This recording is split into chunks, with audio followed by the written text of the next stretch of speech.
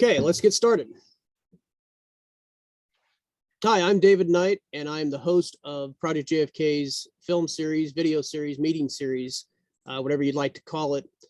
Tonight is the Spotlight series featuring Larry Rivera. And I would like to give a brief introduction about Larry, and we're also going to do a screen share of our website where Larry has a presence on there as well. He's had a lifelong interest in the JFK case. Upon encouragement from J. Gary Shaw, began studying and buying books, subscribing to JFK journals of the period, and attending conferences in the early 90s, including the 30th anniversary symposium. He's given presentations at conferences since 2013 at Santa Barbara for the 50th, published the book, The JFK Horseman, which I'm going to talk about here in just a second. He published that in 2018, which encompasses all of his research over the years, and he's working on a second book, a study of the new documents released in 2017 and 2018. And now I'm going to do a quick screen share, and we're going to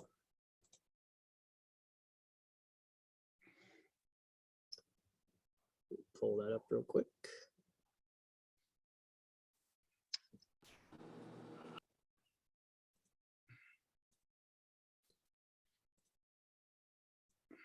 For those of you that have and have not maybe went to our website, we have a website called projectjfk.com. And if you'll click on the More tab, you will see what's known as Rivera Legacy. And the Rivera Legacy is going to show you info on Larry Rivera. This is the cover to his book, The JFK Horseman. I know it has been printed in color and also in black and white. I have the color version that actually Larry gave me when I met him in Olney, Illinois for the first time.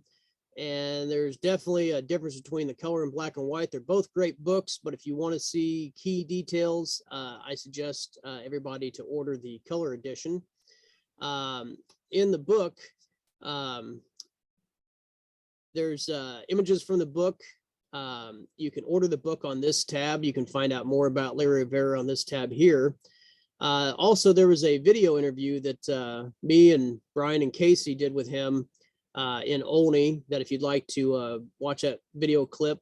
It was filmed outdoors. The microphone picked up everything, so apologize for that when you do watch it. There's also images of Blender, and Larry is going to talk about Blender tonight, his work in doing a recreation of Dealey Plaza, the Harper fragment. I'm not going to give too much away on that because he's going to actually share this, but if you'd like, when you have time, please visit the website and look at the images and the work that Larry has done to help get to the truth of what actually, key points, angles. He's going to also discuss how he built the Blender, how he built Dealey Plaza in Blender using the Cutler diagram, which he's going to just show us here in just a few minutes when we get into that. But Larry's a hell of a great guy. I suggest everybody that has not read his book, he's put a lot of work into it. He's been a researcher for quite a long time. And with that, I want to thank Larry for joining us in the Spotlight series this evening. We're going to do 4 parts. If you've been at our Spotlight series presentations before, usually what we like to do is do a part, take a quick break. If you have questions, you can ask Larry your questions. If not, you can get up and use the restroom, and you're not going to miss out on anything when we go to the next parts. The 4 parts we are going to be speaking about tonight. First, we're going to start with Blender, and that is going to be, we're going to start with the basics of what Blender is. Then we're going to be talking about the Harper fragment and Dealey Plaza. We will take a break at that time. You can ask questions to Larry. Please keep it to what we just discussed. There will be time at the end to ask questions that maybe aren't on the topics this evening. The second part will be backyard photographs and the overlays of his work. The third part, we're going to be speaking about Beverly Brunson. She, as what I've kind of, had put her out there as, is the forgotten researcher, because there's a lot of people that just don't know who she is. Especially because she's from Baxter Springs, Kansas. And yeah, not too far away from my hometown. So we're going to talk about Beverly, Brunson, and then we're going to finish up tonight with Mexico City and also a video with Win Scott. So with that, I'm going to go ahead and turn it over to Larry, and let's go ahead and get started, buddy. Thank you, David. It's an honor and a pleasure to be here. First thing I want to do is I want to dedicate this to two people. First of all, of course, my father, who passed away in early August, and he was, quite the person who moved me to get into the JFK area, and J. Gary Shaw, actually, because Gary in the early 90s, I wrote him and I ordered his book Cover Up, the one that he authored with Larry Ray Harris. And we started to build not a relationship, but, corresponding.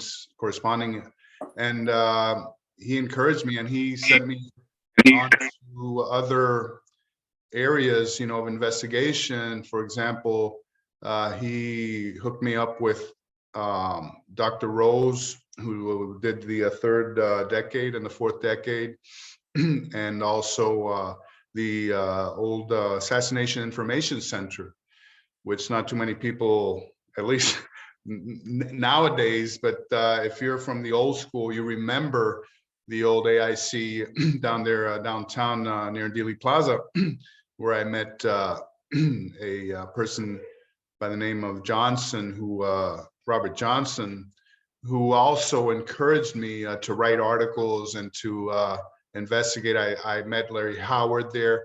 So J. Gary Shaw, I mean, I know, I don't know if he's in the audience, but I have a lot of gratitude and respect, for his work, especially with, being in Dallas, when he was raising all this hell there in Dallas, and tracking down witnesses and getting the inside information there in Dallas of what really happened. You had to have a lot of courage to do that in those days. So my hat's off to Gary, and hopefully later he'll join us or whatever. But the reason that we're here tonight is to abound as far as the technology that is catching up to the perpetrators of this heinous crime, and who thought that at the time that their manipulations of photos and images, and their the way that they filtered everything coming out of Dallas to create that lone nut crazy theory, which today nobody believes. And so it all comes full circle now, with the technology. And that's what hopefully we're gonna, demonstrate here tonight, because as technology keeps improving, and I have a colleague, a couple of colleagues that I've invited here tonight. One is Mike Machanska, and he is he works in Hollywood in the film industry, and he's a film expert. And this guy's the real deal, and he tells me that the word going around in Hollywood and California is, if you say anything or have an opinion about the JFK assassination, your career is over. Okay, so that just goes to show that the pressure is still on almost 60 years later regarding the JFK assassination, and people still are protecting careers, and livelihoods, and stuff like that. And like I said, Mike's at the very top of the list as far as experts in film and photograph evidence. And another person that I invited here tonight is Dr. David Mantik, the #1 expert on the autopsy, X-rays, photographs, okay? And he is the author of a very important book about that deals with the JFK head wounds. And he has pinpointed the location of the Harper fragment so that it's unequivocal as far as where it came from the back of the head. Okay, but exactly the positioning and everything and what the Harper fragment represents, we're going to show here tonight in 3D as a model. And so the audience can have a better idea of the dimensions, the curvature, the texture, and all of these different factors that go into the Harper fragment. Because what came out in the Warren Commission, and I'm going to show you an image of that, CD 1269, were flat images. So when you look at the Harper fragment, what you see is a flat image when that's not the case at all. You know, don't forget that it's part of the skull, so it's got curvature, it's got texture, okay, it's got indentations, it's got what we call in the medical profession foramina, which have to do with the location of blood vessels and stuff like that. So hopefully we can get an opinion on that. But what I'm going to start here is very basic, and I'm going to build on to the basic stuff on Blender. And I'll start a screen share here, and I'll go here into this is what's known as the viewport, okay? And in Blender, we're dealing in 3 dimensions, all right? Now, if I go from overhead, we all did our algebra, okay, and doing graphs and everything, okay, X and Y. Well, the green is Y, the X is red, okay? And when we start in Blender, we start with a very simple cube, okay? And we start with a camera, and I'm just gonna point these out here. Let me go into object mode. Our camera, our light source, and our object. Very simple, that's how it starts. From here, we can build on to just about anything, okay? And here at the top, you will notice that it's counting the vertices, the faces, the tris, which are triangles, objects, okay? There's 3 objects in this composition, very simple, okay? And what a composition, a model, or an object would be in Blender, okay? So if I were to go into edit mode, so I can actually edit this cube, okay? I can go into wireframe mode, or I can go into solid mode. But once I'm in edit mode, I can go ahead, okay, and pick vertices. A vertice is just a point in space, in the universe, okay? And Blender deals with this in 3 different manners. And here we go. The vertice is the first. The line, a line, is your second point here of reference. And the third is your plane. When I go here, okay, now what can I do once I'm in edit mode? I can alter this object. I can do whatever I want with this object. I can, you know, it's just limitless. Now, if I wanted to, for example, add another object in here, for example, I would just go here, Shift A, and I can install a plane, a cube, a circle, a UV sphere, icosphere, a cylinder, a cone, a torus, even a monkey. Let's try the monkey, okay? And I can put this monkey right here, and they do it just for fun, you know, just for illustration, all right? And there's your monkey, okay? And so if I were to view this through the camera, this is what I would get. The other thing about Blender is that once you have your camera set up and your light source, then you can go ahead and render it, okay? And you can texture the models, you can do whatever you want with them. I mean, it's your world. I don't know if you ever heard of Bob Ross. He would say, this is your world, you know, you paint, okay? And this is exactly the same thing here, okay? So, those are the basics, you know, of Blender. I can scale this, okay? For example, I can blow it up, you know, it's whatever I want to do. I can extrude. Extrusion means that when I'm in the object, okay, and I can go extrude, And I can see now I've got I've doubled the cubes here. These are actually rectangles here.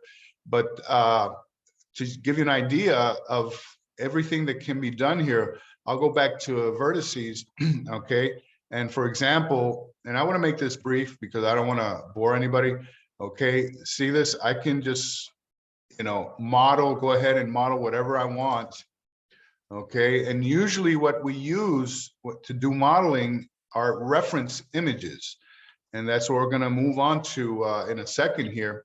But the thing about this is that with Blender, we can recreate any photograph, any image, anything that's in 2 dimensions. We can bring it into 3 dimensions with this program. Now, the thing about it is that the learning curve is a little steep, and you really have to get on YouTube and do exercises and and work on it for quite a long time before you can actually do something productive. But if you stick to it, I started in 2014, and it was a little complicated at first, but then I would get back to it. I would watch videos, I would do the simple stuff, and that's how we were able to get this ball rolling, especially on Dealey Plaza. So I'm gonna just get out of here, and I'm gonna bring in, first of all, the Harper fragment. Okay, can you see this? Is this good there? Are we on Harper? Yeah, we're on Harper, Larry. Okay, good, perfect. Now, this is what comes out of the modeling process of the Harper fragment. I want to show, and I'm going to have to stop the share for a second here, Dave. I want to show the 2-dimension. Okay. Okay. We're good. Okay. You want me? You want me to show the pictures that you sent me? No, not yet, because this is the one that I want to show. And let's get back to. Oops, here we go. I'll get back here, screen share. Here we go. Okay, this is a Harper fragment as seen in Commission Document 1269. Okay, now the fragment has an outer component and an inner component, as you can see. And I mean, it's not really that big, this is 2 inches. So I would say it's about 2.5, maybe 2.5 inches. All right. But if you look at the image closely, I mean, there is absolutely no detail, and you assume that it's a flat bone. All right. Now, that's not even close to what it really is. Okay, let me go back here.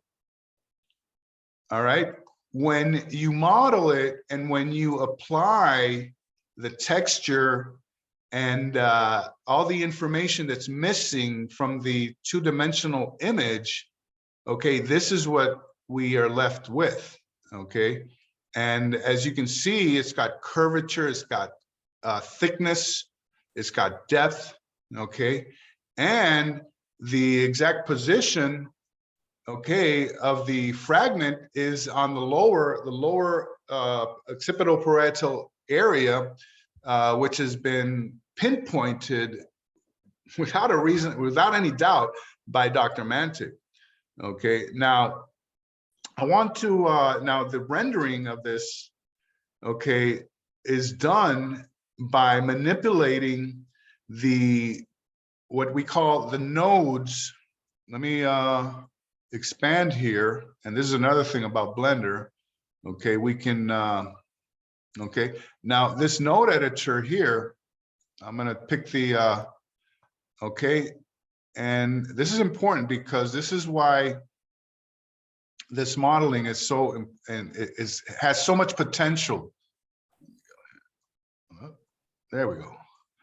Okay, this is the image, okay, of the inner, or is it the outer? No, this is the outer, okay? And what we have here is we apply bumps and gloss, okay, and noise, okay, to the image so that it all mixes up together to give us the final output here, okay? Now, this might look a little complicated here, but actually what it's doing is it's altering the image so that the final output looks like what Dave is going to show you there. I'll stop the screen share, Dave. You can, you have the, it's your turn now to show us the results. You have them there, right? There you go. Yeah. Okay. Now, this is the this is the rendering. As you can see, I've got different light sources installed in the composition, and as the model rotates, okay, hold it there. Okay, you can see the light as it bounces off of the model, and you can see the texture, okay, of the Harper fragment as it would be, as it would have been for any doctor, you know, they would have been, or investigator that would have been looking at it. Now, the thing about the Harper fragment is that it is in such a way that it's got like different layers. Okay, now the outside and the inside, because of the fracture, because of the force of the bullet, and the way that it just jetted out of his back, the occipital-parietal area, the bone fractured in a very particular way. All right, where you get these corners. Okay, go ahead and keep turning it, Dave. Yeah, yeah, and where I mean, they're not exactly one flat image onto another. They are different. So when we did the modeling, we had to take that into consideration and do the inner part as a separate model from the outer part. Okay. Once we had that down, then we combined them. Then we extruded the depth, you know, the thickness of the bone, and then we started to apply the texture. All right. It's very important because as you can see here, the way that the fracture is, it's in different levels, it's in different layers, okay? Almost like a wafer, okay? And it happens when you've got that force that just explodes out the back of the head and gives you this type of rendering here. Now, this is the inner part of the Harper fragment, and you can see how beautiful, you know, the foramina and the inner part of the bone, you know, with all these little nooks and crannies and stuff, you know, and how the light shines off of that because of what Blender is doing, you know, with the object, you know. And I find these to be really really good here because they represent, you know, what the Harper fragment is. And by the way, once you have this in a 3D model, it can be 3D printed. Okay. Now, how big is the Blender fragment? It's not no bigger than this. All right. If you held it in your hand, you know, it's no bigger than this. You know, 2.5 inches. All right. And so this is why Blender is so important. You know, we can apply Blender, you know, to, you know, what's left of the evidence, you know, the photographs, you know, and see, you know, where it takes us, you know, and it promises a lot, you know, it's, you know, in the case. And so we're, you know, very excited about the, you know, how Blender can help us really, really understand, you know, what's going on. And any questions or anything? Well, one thing I'd like to add in, Larry, real quick, is we're actually working with what they're known as a 3D artist, and he is actually taking Larry's work of doing the Harper fragment, and then he's 3D printing it, and he also does the airbrushing, can bring out, you know, for texture, better texture, and so on with that. Because once you just do a 3D print, it's strictly just in one color of plastic. But in order to get what Larry's got, he's using that in order to actually make the Harper fragment come to life into something you can actually hold in your hands. Right, right. And eventually, once we get back to meeting in person, eventually, we're hoping to have one of those that we can pass around. Probably going to put it in like acrylic because it'll be fragile, Yeah. but put it in like an acrylic cube that we can pass around. People can actually pick it up and actually look at that Harper fragment that they've never been able to actually see. Right, right. Yeah. It's not something you just go to the archives and you know, they're going to, you know, show it to you. I mean, this is something that brings it from, it's using the technology we have available today, just like when they scanned in the bullets at the National Archives. This is what Larry's doing of actually creating the Harper fragment for everyone to be able to see. Right. It takes a I would 2D love- image and brings it into a 3D image that we Yeah, and I can would actually love prove. to have Dr. Mantic be the very first one to have, you know, have it in his hands, you know. So, but yeah, this promises, you know, to really give us a much better idea, okay, of you know, and reinterpreting the JFK evidence. Okay, so I'm just gonna go ahead and get out of here and let's go to Dealey Plaza here. Larry, this is Casey. Can you hear me? Yeah, I can hear you fine, Casey. I just wanted to make a comment. It's interesting when you look at that fragment and the pictures of that fragment. You know, after all these years, we're looking at it in a two-dimensional form. But when you actually apply the blender process, what an amazing thing that is, because you can now see that actual curvature. Now, Isn't it? Mhm. yeah, I mean, that's phenomenal. And I may be getting a little ahead of what's going on here, but when Dr. Mantic measured the actual I guess the density of that particular bone, I'm going to assume that it was the same density as JFK's head or anybody's head, the skull. Yeah. At that particular time. So Yeah. yeah. I went to anatomy references for that. You're right. Yeah, in order to get the thickness, you know, exactly. Well, hey, that's something that maybe Dr. Mantic can tell us. Hey, you know, it needs to be a little thicker. I can do that right away. You know, it's no big deal. You know, but absolutely, it gives you a totally new interpretation. You know, because they didn't want you to see the Harper fragment. They didn't want you to infer that, wait a minute, you know, there's no way that this came from the front of his skull. It had to have come from, you know, the back of his head, you know. And that's what this new interpretation tells us, you know, without any reasonable doubt. All right, so I'll do another screen share and let's go to Dealey Plaza. Okay, now a couple of items here. I was talking earlier about the X and Y and the Z and the X axis. Okay, this is a frontal coming from south to north.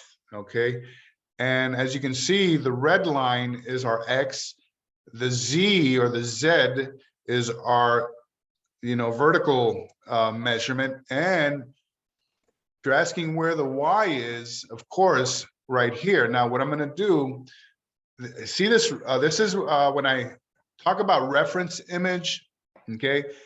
And this is something that we're going to talk about a lot. And David already mentioned it. This is the Cutler. Robert Cutler was one of the pioneers in the JFK assassination investigation. He called himself, excuse me, an assassinologist. And he used all of his talents and his connections to create a map of Dealey Plaza, okay? And this is it. So, and this is very recently after the assassination, because we know that a lot of landmarks in Dealey Plaza have changed over the years. All right, so we needed to have something that had been done by a professional, and Robert Cutler provided that many years ago.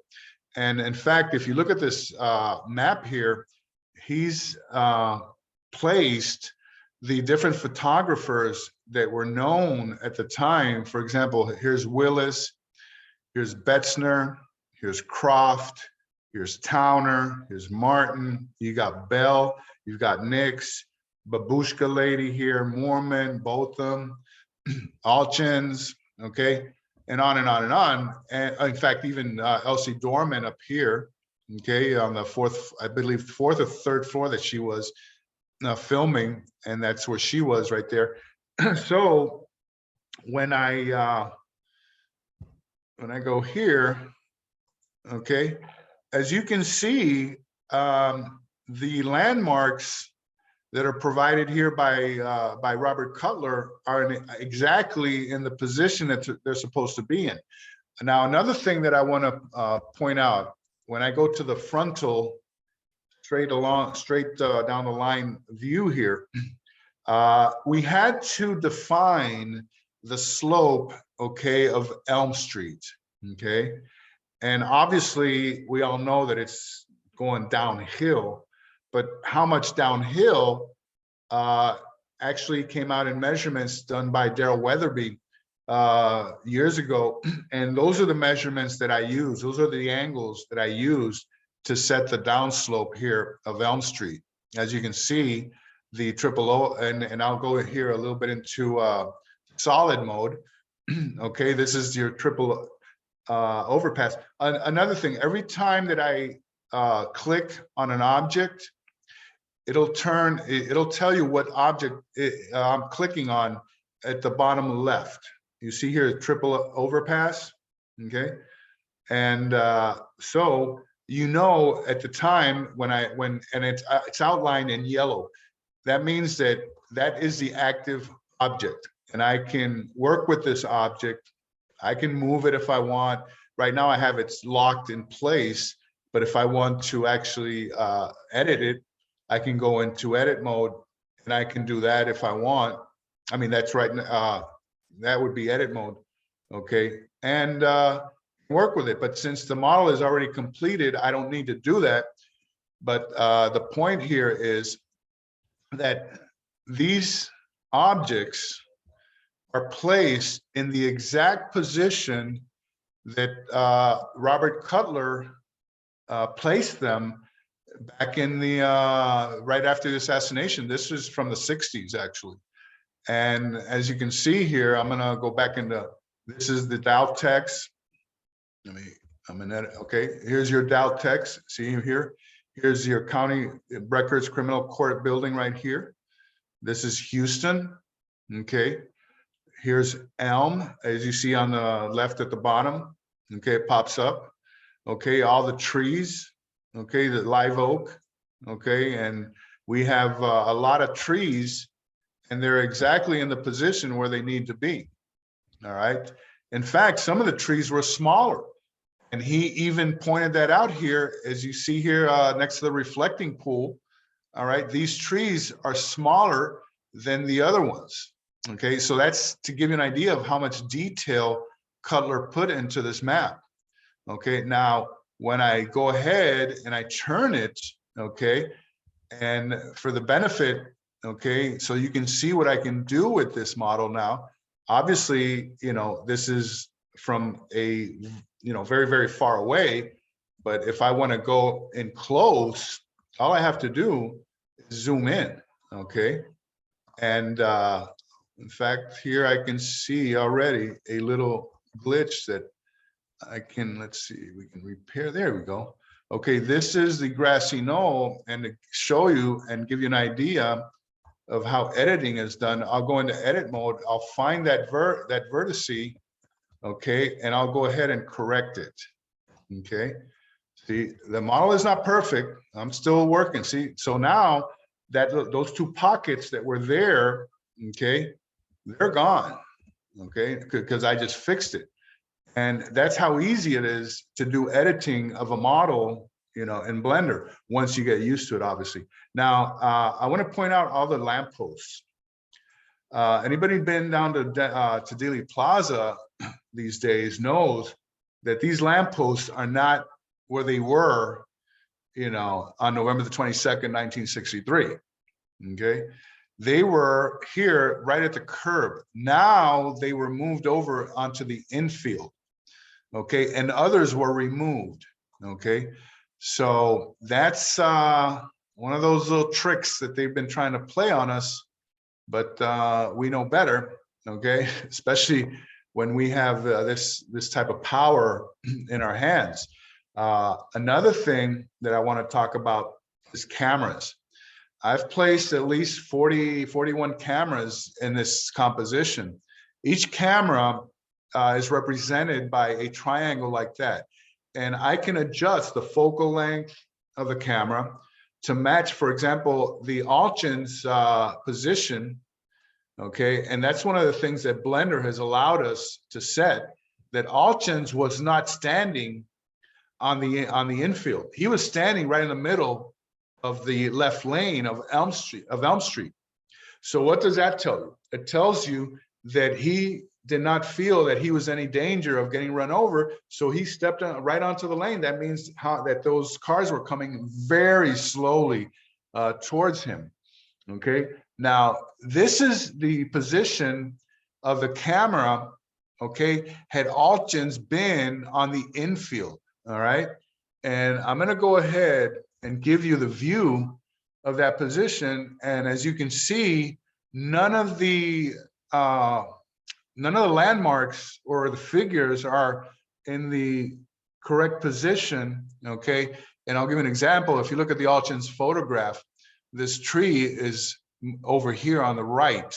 Okay, now I'm just going to go here and I'm going to switch over to Alchin's.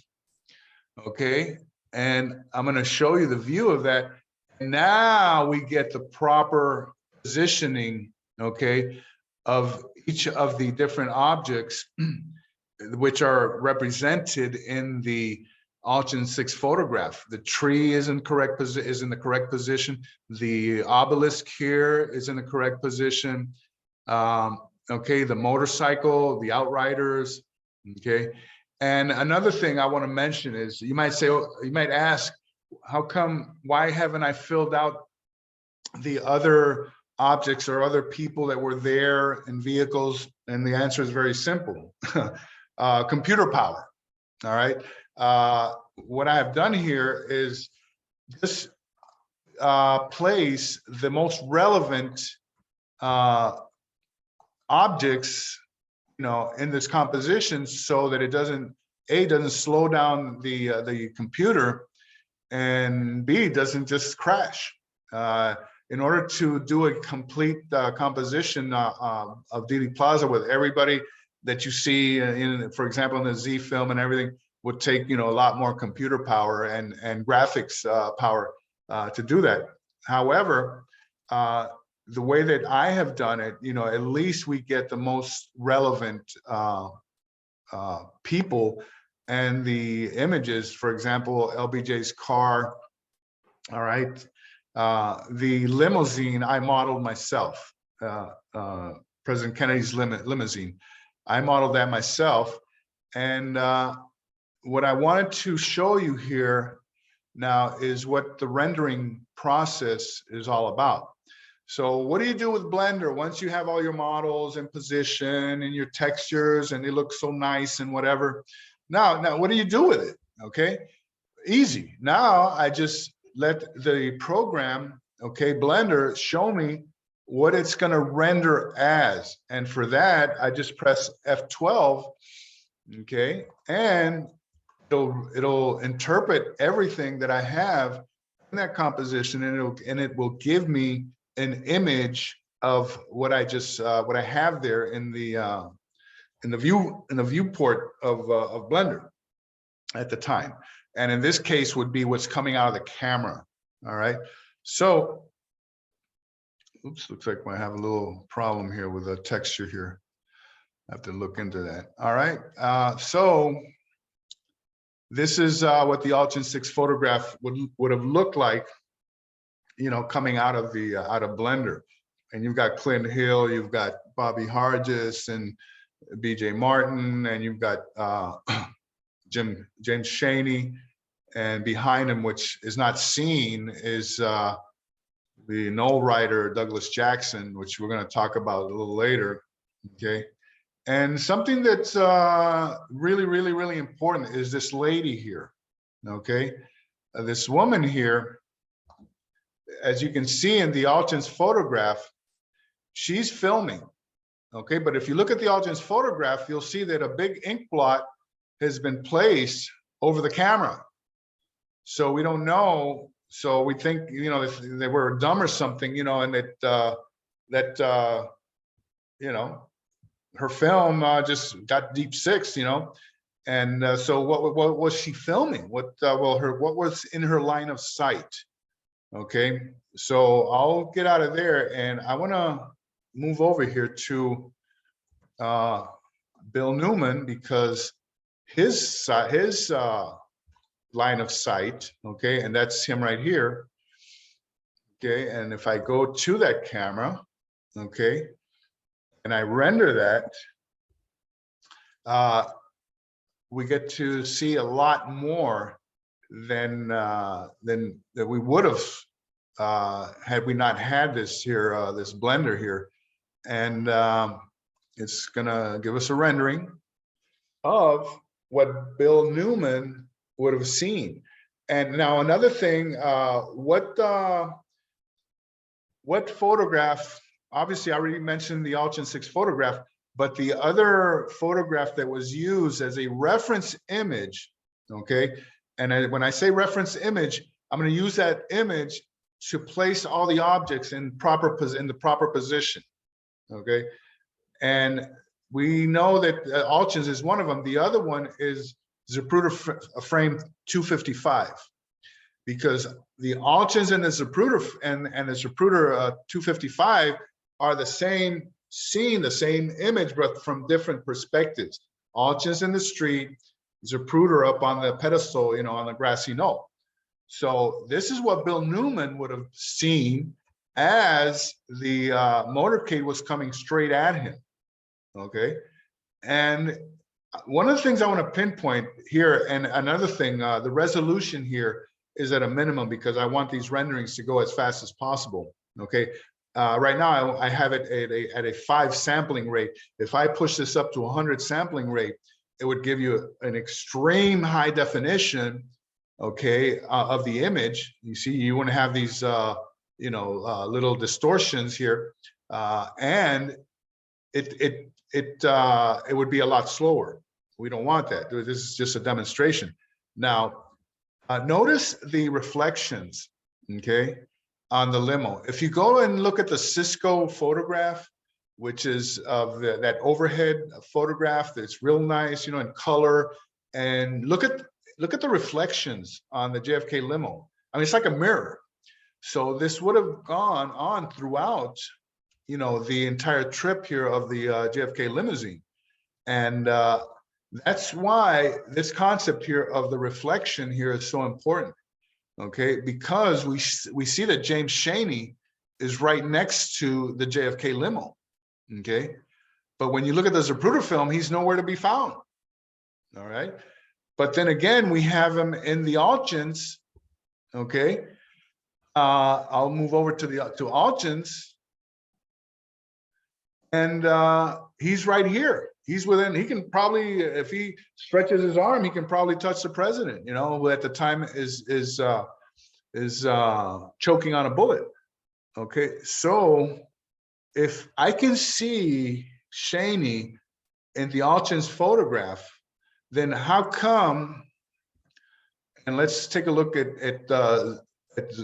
Abraham. Okay, and there he is.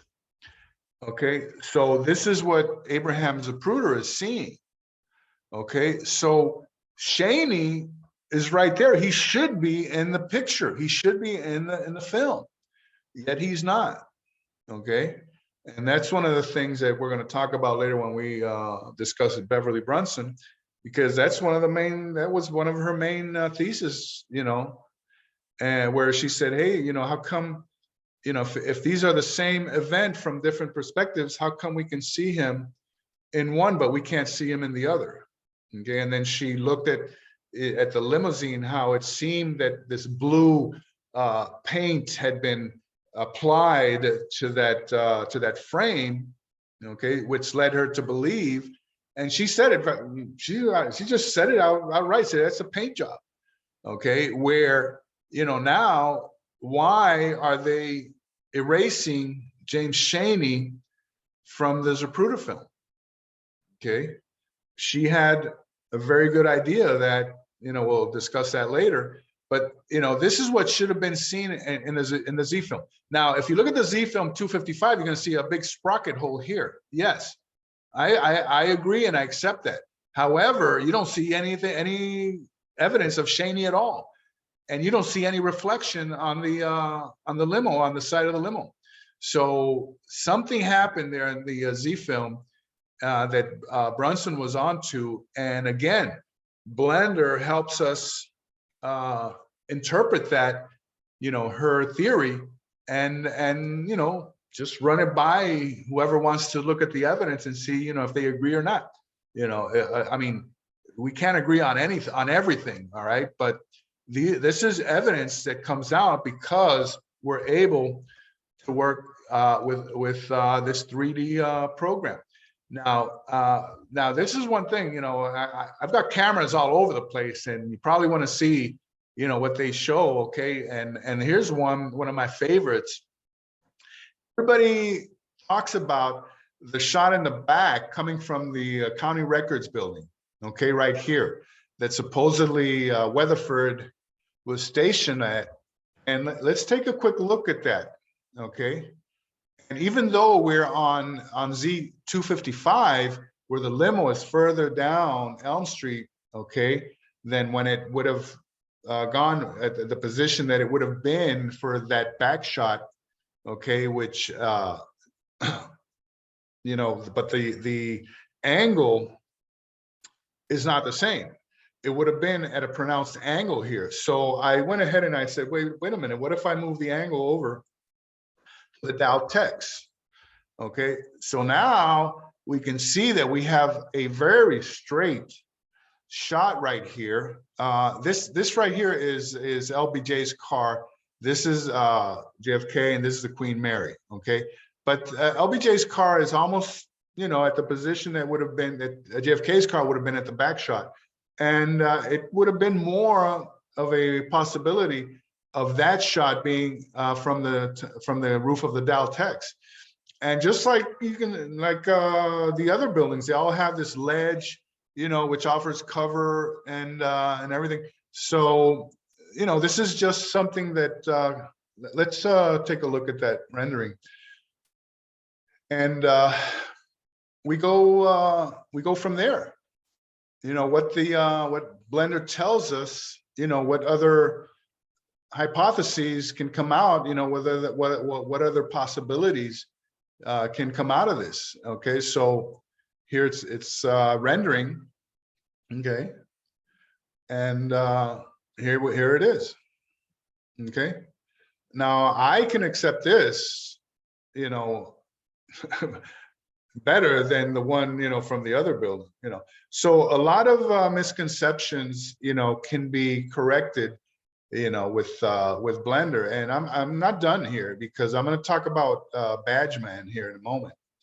You know, everybody thinks Badgeman is such a, you know, a cool topic and a, you know, breakthrough, so to speak, you know.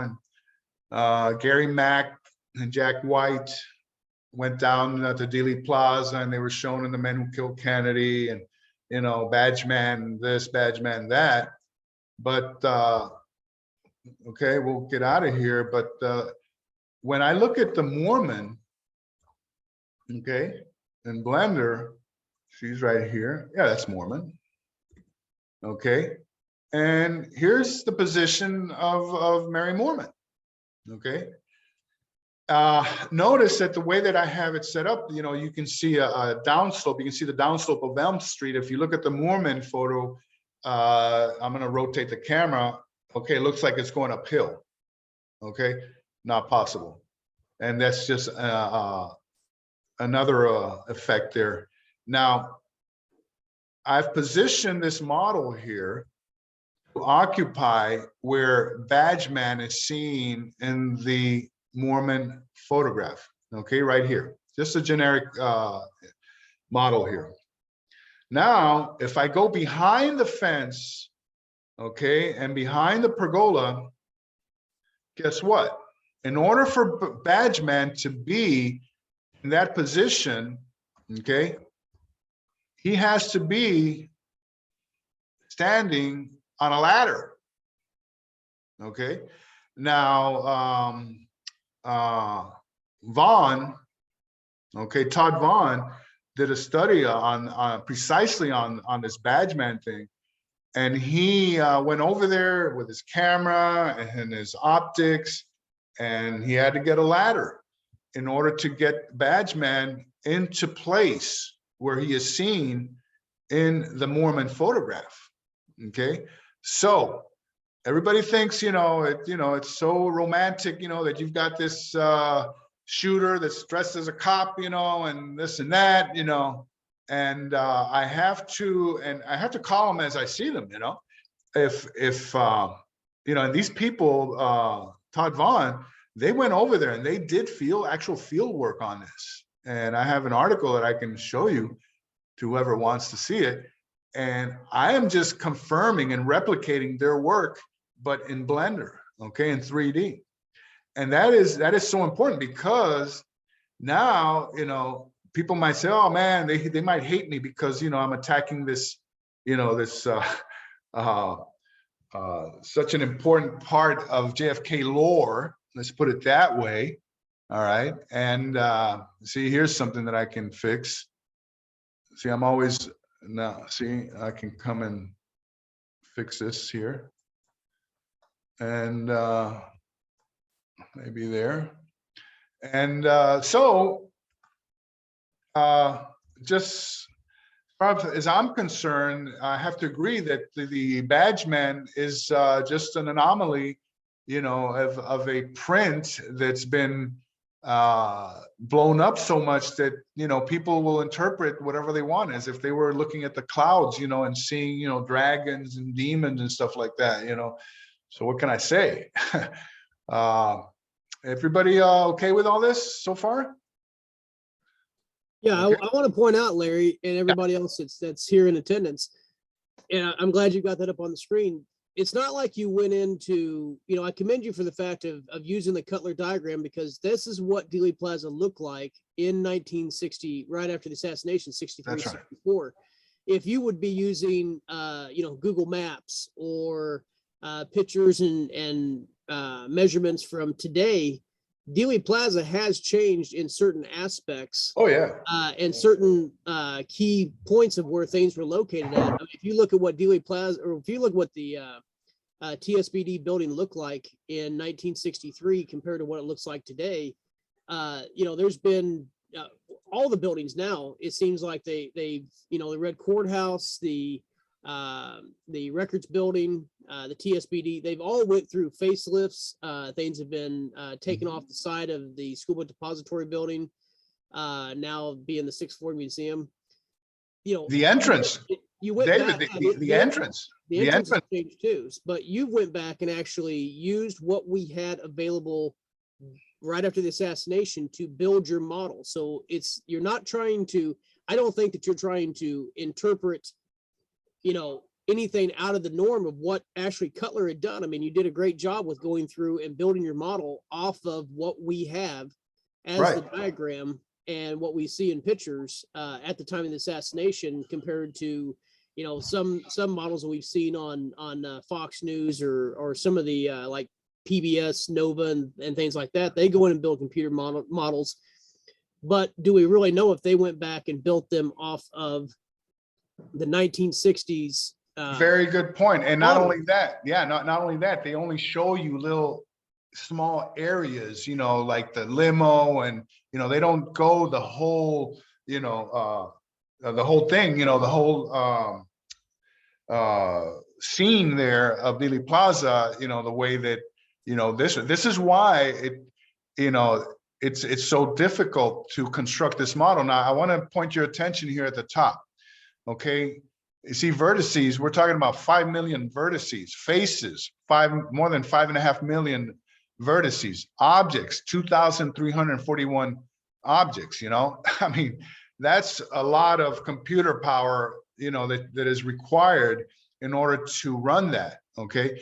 And that's exactly right, what you're talking about. And what I have seen from those other computer models is that, they're very micro, they're not macro the way that this is here, so, and again, as I pan throughout the entire scene, another thing is, for example, the positioning of the signs of the, right here, okay, the Stemmons Freeway sign.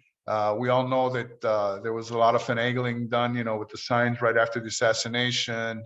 Okay, removal. Okay, and the thing about the lampposts, and I have to come back to that, is that the lampposts would have offered researchers and investigators a good measuring point.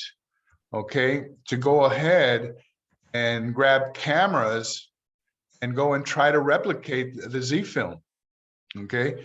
And these lampposts were so important. And as you can see now, they've been completely changed. Let me fix this here. Go here. I'll go here. Yeah, your model is there's all like you stated. I mean, your model is not complete, but it's a hell of a start, and it takes a lot of time in order to put everything in the exact spot, fix the little imperfections that happen. I mean, but it's better. It's the best model I've seen. And I think a lot of people probably have seen compared to what they've seen before on JFK assassination research videos or specials that's been on TV. I think if we're in the 90s, as far as accuracy, that's a good count. I don't pretend to have the entire answer to this thing, okay? But I'm gonna show you what from the triple overpass, okay? And I have Larry.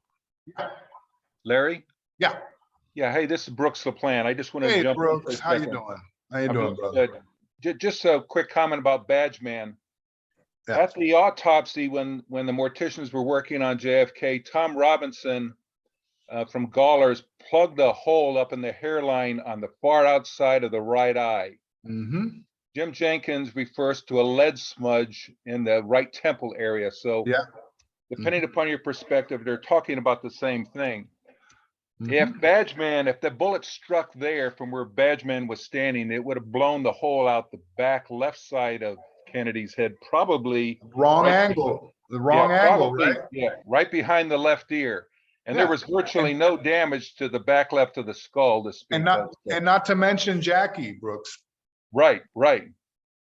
Yeah, so it's got to be more of a frontal, which is what David and I have been proposing, and we're gonna, that's a good segue, into what we're gonna do now. Thanks.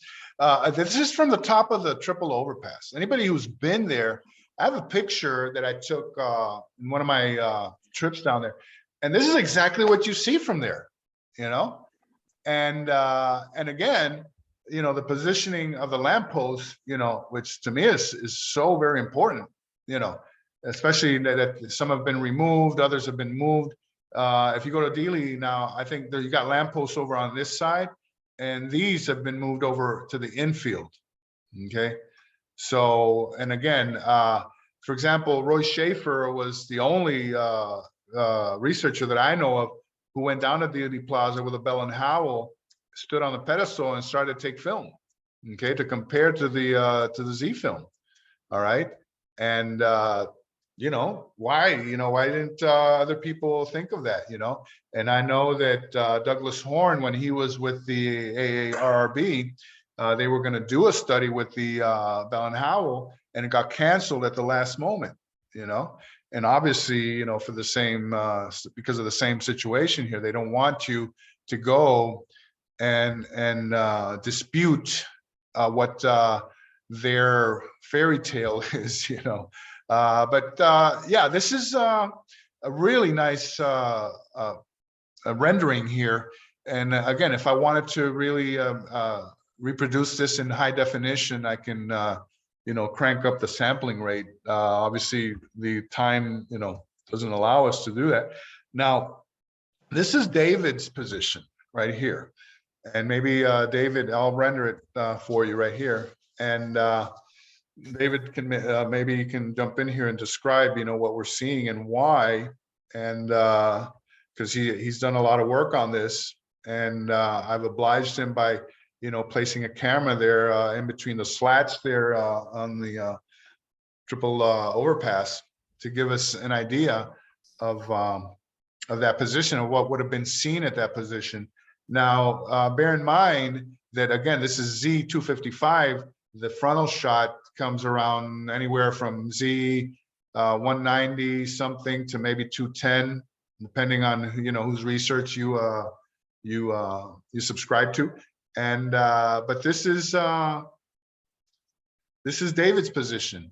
Now I have my own position because we're looking at a low flat trajectory that goes through the windshield, penetrates through the neck, right above the necktie there, nicks the necktie, okay, penetrates right there in the soft tissue and then hits bone or whatever and ricochets. I don't know what happened. Maybe if Dr. Mantic is in the audience, he can give us, his opinion on that. And but David, go ahead. Tell us what we're seeing here and why. David, before you talk, let me interrupt real quick here. This is Casey, and I just want to point out at least an observation here. You put a camera up on the triple underpass, the railroad bridge, correct? Yeah, that's correct.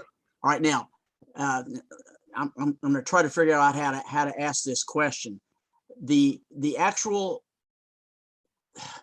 first picture that you took and used was from Altigen's. Is that correct? That I just showed right now, previous to this? I mean, was your original photograph that you were taking and put it into Blender from Altigen's point of view, which is right, as a reference? Yeah, it was used as a reference image, correct. Right. For example, if you look at the tires, the left tires of the limo, they're riding right on the dividing line. Okay. Okay. And that's based upon the image that he took and the angle from where he is standing. That's right, which means that the only way that would have happened was with him standing in the middle of the lane right here, which is him represented right here with the arrow here that I'm pointing at. And then after you went through this process and put it into Blender to break it down, it aligned with the trees in the background and the absolutely. Okay. Absolutely. And I guess the question that I'm asking here is the image that you are using, that you're placing the camera on the triple overpass or the triple underpass, is the image that you are using as a base, is that taken from Altigen's point of view and then shifted back up to you can say that. We're using the Altigens to set the models and the objects in proper position. And then once that is done, because we're also using Z255, okay. And another thing, you see the black ladies here, the African-American ladies here. Yes. Those are the ones that you see in the background there of the Altigen 6 photograph. And I'm gonna also go touch upon Lady Peggy Hawkins and the Fedora man, who, a lot of crazies out there think they've been superimposed there to hide, what's going on in the, nothing of the sort. I mean, that's just preposterous. Okay. Now, but David, go ahead. I know you wanted to. First, let me show you where that camera is. Okay. In relation. Okay, this is okay. I guess I need to move it up a little bit. Oops. Okay, is this about right, Dave? Yeah, it's right where you've got it at, right there. Maybe in between, right? Maybe it's coming out, maybe a little bit right Leave it there. over, right. Put it one more square over to the right there. Okay, how about there? Yeah, right there. Okay, and then I'm just gonna move it a little bit there. How's that? Now, what makes this viewpoint so important in the research that I've done and I've expressed in conferences is everybody talks about, you know, all the different shots. Well, I was concerned about the throat shot, which is basically the first shot that hit President Kennedy. And I went down to Dealey Plaza. I'm looking all around going, okay, if it's a frontal shot, which you know, the doctors at Parkland thought it was a frontal shot, like Crenshaw and Dr. Perry. I started looking around going, what's the best angle? What's the best location of where to put this at? And this is prior to even getting a hold of Larry's book. But I started looking at the triple overpass and starting to go around looking, you know, as a shooter, where would be the best location? And where I showed Larry my work and showed him the presentation I was working on and what I'd already presented, and I've updated it several times, is where this location is on the bridge. It lines up perfectly for the frontal throat shot, which is what Larry was showing on the rendering a while ago, and he's working on right now to bring back up on the screen. I think I ran out of memory here. Hold on. It could be, but that's the thing about the model that Larry has built. It's not. I want everybody to remember the fact Larry's one of us. You know, he's a researcher asking questions. You know, instead of having, you know, I'm not saying all media is bad, but instead of having the media or some of the like Nova or History Channel give us the location that they put it at and show us just a small clip like what Larry was talking about a while ago, this is a model that's being built to help us understand the locations, the key points in and around Dealey Plaza. This is something that, you know, it's not something that you know, other shows could not do. It's just the fact they've chosen not to use the program. Why? Because maybe it's actually showing in better detail and key points and locations that, you know, they just don't want to show or have us asking the questions. So, you know, Larry's done a great thing. It's taken him years to build. You know, I've played around with Blender, and trust me, when he talked about a learning curve, it's a steep learning curve, but anybody that puts the time and the effort into it can master this. And I know that just last week when we had J. Gary Shaw in the audience during our journey meeting, you know, he asked Larry, hey, let's put the yellow stripes in the Oh yeah, right. You know, this is something that, you know, if you have an idea that, you know, something maybe Larry hasn't thought about yet, you know, or he hasn't gotten to just yet, you know, point that out to him so that way he can, you know, put that in there, because the more that we make the model complete and Larry takes the time to do that part of it, the better off we're going to have as a research tool to be able to look at and maybe get some questions answered. Yeah, I'm getting your rendering here back online. You can see that, right? Yeah, it's coming up right now. But Okay. yeah, this puts JFK in the correct position for the throat shot. I think it came from the top of the bridge with somebody, you know, in the shooter kneel down position. If you haven't seen my presentation, I know I've given it a few times, you know, not only here during our programs, but also in Dallas and Old Illinois, and also in Shawnee, Kansas. It's one of those shots that it's one of those presentations that if you haven't seen, I'll see what I can do about uploading a copy of it so everybody can see it. But it really gives us, I don't want to say a definitive answer, but I would say the closest answer we've had to the front throat shot. And with the way that Larry's putting in the viewpoint here, where he's putting that in the model, I went down there and I've had cars come in the center lane while I'm sitting there taking photographs, and it lines up perfectly. Mm-hmm. Hey, David, this is Brooks again. Go ahead, Brooks. I think I made this comment last year in one of our sessions, but I've got a copy of a document. It's a master's thesis written by a student at UCLA. His name is Henry Lambert. He was a former master sergeant in the Air Force.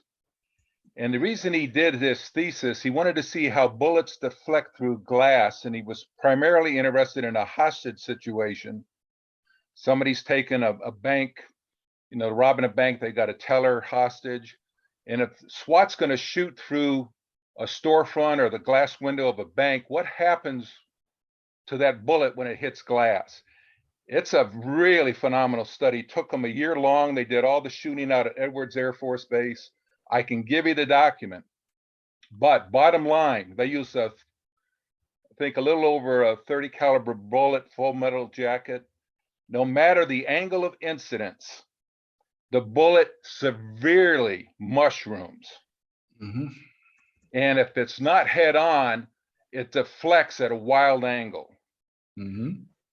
These guys were pros. Every shooter, if there were 3 of them, 6 of them, 8 of them, every one of these guys with a gun in their hands that day, they were pros. And I Absolutely. just have a problem saying somebody's going to take a random chance of shooting through that windshield, which is at a severe angle, multi-layered, wasn't bulletproof, but largely would help limit the impact of a bullet fired through the glass. I've done the trig analysis of that position. To really avoid the windshield, you'd have to be on a ladder. Speaking of ladders, Mhm. the math works out the shooter would have to be 16 feet above grade on that triple overpass to clear the top of the windshield frame to have a clear, unimpeded shot, because everybody at Parkland says that bullet hole wound in the throat was pristine, small, round, and perfect. Mhm. So I guess, and I'll share this guy's thesis with you. He's got tremendous data, all sorts of angles, but in every case, that bullet, the front of that bullet mushrooms dramatically. Well, I'll throw this out, Brooks. I'm not saying that the shot I'm not saying that the shot went through the windshield. It could have, but then again, on the other aspect of it is the car's coming downhill. Right. If he's say he's coming downhill, does that mean that he couldn't shot over the top of the windshield and cause the perfect round hole in the throat? He'd have to be 16 feet above grade, because I've done the trig on it. I've done all the angles and the math. He'd have to be shooting from 16 feet above grade to clear Well, the top of the unfortunately, windshield. the unfortunate part about it is we can't really go down there into Dealey Plaza and shoot a rifle in the plaza. Not one of us. Well, I'm just saying I've done all the math, and what prompted me to do it was Sherry Feaster's book. But I just want to suggest you're close. I want to give you credit. You're close. And I think you and I have talked on the side. I think that may have, if anybody was up there, maybe it was a spotter with a radio kneeling back behind there and with a good view. The shot really comes, I think, from the south knoll over opposite the grassy knoll that we're all familiar with. The math works from over there. And I can go into that down the road. I don't want to steal any more time from Larry's No, presentation. we're gonna show you that angle in a minute, Brooks. Yeah, No it problem. works. It works really well from over there. So. Okay, this is the one that I have proposed from underneath the triple overpass. Okay, and within a couple of feet of David's, and here what we're looking is a flat, low trajectory that goes through the windshield and then goes on to hit JFK. All right. Now the one that I placed that other position right here. Obviously, I haven't finished doing the hill here, but this is the position that's shown in the Cancellaire photograph. Yes, sir. Okay, everybody with me on that, right? So when we go and look at that, okay, it's the angle, okay, of the cars, okay, does not allow for that straight ahead trajectory that we see if, you know, as opposed to the triple overpass, either above or below. Okay, so as you can see, the cars are at a completely different angle. And this is the position, and I've studied what you're saying, Brooks, and this is the position, not exact, obviously, but this is within, you know, a reasonable point here of where the that shooter would have been using the tree as a resting point here for the rifle or whatever. And if you look at, and I'll go ahead and render this, okay, real quickly here. Hey, And, Larry, I've done all my analysis based looking at Z312, and it works. The headshot works from over there. I'm not saying the throat shot. mhm. Yeah, the headshot Okay, works very okay, well. well, okay, we're talking about the throat shot. Okay, Yeah. okay. Thanks for the explanation.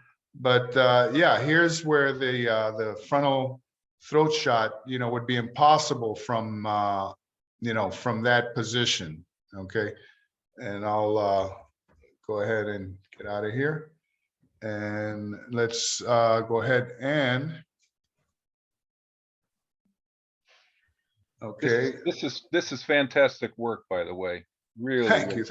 I want to go back to the A6, the Alchins, okay, and render that again, because there's a lot of misinformation out there regarding the figures in the doorway, okay, and some people just, apparently they don't have anything else to do, and they insist that these two figures right here, okay, if you look at the Alchins, these are the two colored women, the two African-American women. Then you have the woman with the child, and behind her, Fedora Man, okay? Everybody with me on this? And so this is, you can't see his face. Some people even said it was Ruby, whatever. And another figure, the black man whose profile is seen here. Okay, now the foreshortening of the image that we see is because of the telephoto lens that Alchins was using. Now I have replicated the Alchins here using the exact specifications of his equipment. All right, now I'm going to show you here. This is the camera that we're using here, and the focal length 115 millimeters. Okay, size 48 millimeters. And these match the parameters of Ike Alchin's camera. So that's why we were able to replicate this, almost exactly. And so the two American women, and a lady by the doorway which they appear to be, right next to the doorman figure, which is Lee, okay? And they appear to be right there, right next to them. However, when you go and look at the, let me get out of here. When you go and you place, and you look at the model itself, you can see that the two African-American women are at the curb, okay, on the sidewalk. The woman with the child is right here, and here's the Fedora Man. And if we take a quick look here, I believe this would give us that, yeah. Croft. Okay, wait a minute. This is Croft. Willis. Here we go. Nope, not the tree. Let's see what Croft shows us. Okay, Croft shows us the two African-American women, but I know I have a camera here that gives us. How about this? There we go. Okay, now let's take a look at that. Okay, because some people think that they're a figment of somebody's imagination, that they're not really there, that it's a conspiracy, that they fixed the photo to hide what was in the background. Crock. Okay, it never happened. Okay, wait a minute. There we go. So when we place them in the correct position, as according to the Alchins, this is where they were.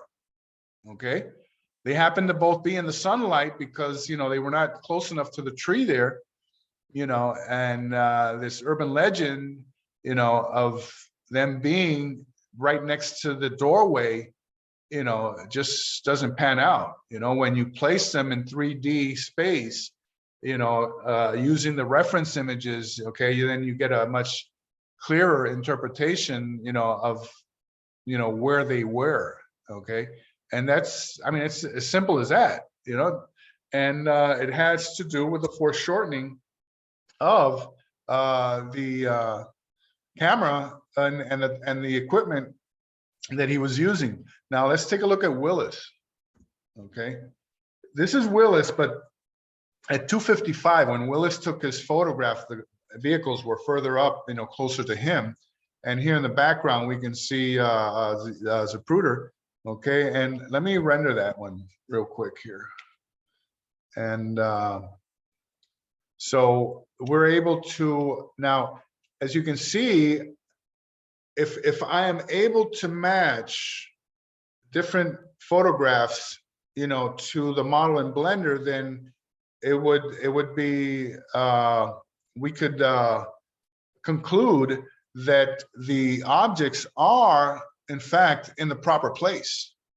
Okay, they are in the proper perspective. They are, and we have to go back to Cutler to thank for that, because all we are doing is replicating Cutler and putting those models and objects in the proper place according to what Robert Cutler told us that Dealey Plaza looked like, at that time. Okay, and here's Willis. All right, and and another thing that I was forgetting here. Let me go back. Okay, and okay, the sun. Okay, this object up here is the sun. Okay, now how was I able to place the object in that position? By studying the shadows. All right, by studying the shadows of each object and comparing and adjusting the sun so that the shadows are produced according to what the reference images are showing. So, with that data, I'm able to place the sun, in this position overhead. And that's why when you look at the shadows, how the shadows fall, in the composition, they are pretty darn accurate, as far as, that detail is concerned. All right, so let's move on to, here's one that I like, and from that little structure there that was where Lee Bowers was. All right, and some people thought that he would not have been able to see the knoll rider riding up the embankment. If you place a camera there, he most certainly would have been able to see that, right through the holes, here in the of the monument there. And so that's another detail, and the issue of the doorway. Okay, let's just go ahead and look at that real quick. Another thing, when I set this composition up, the doorway is ground zero, okay, so to speak.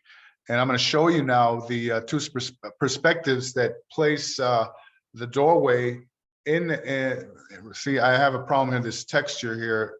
I'll have to fix that. That's not supposed to be like that, but okay. And these are the components, of the doorway, the main components. All right. And, I know there's a lot of controversy, raging about that, but this shows us, that, okay, I'll go right here. Okay. And you see how Z and X intersect right in the middle of the doorway of the TSBD. We were talking about the modifications, and I wanted to point out that over time, and Gary told me that this probably happened when the county took over the building, they moved that doorway up. Okay, they hold on. Instead of the landing being just 3 feet, it's now 9 feet and 2 inches. All right. So I guess, why they did that, who knows, but they did it. And so it's nothing like it used to be, at the time of the assassination. Let me get out of here. I'll get back in. let me roll it back up. Again, Larry, let me ask a question as you're putting this thing up here. The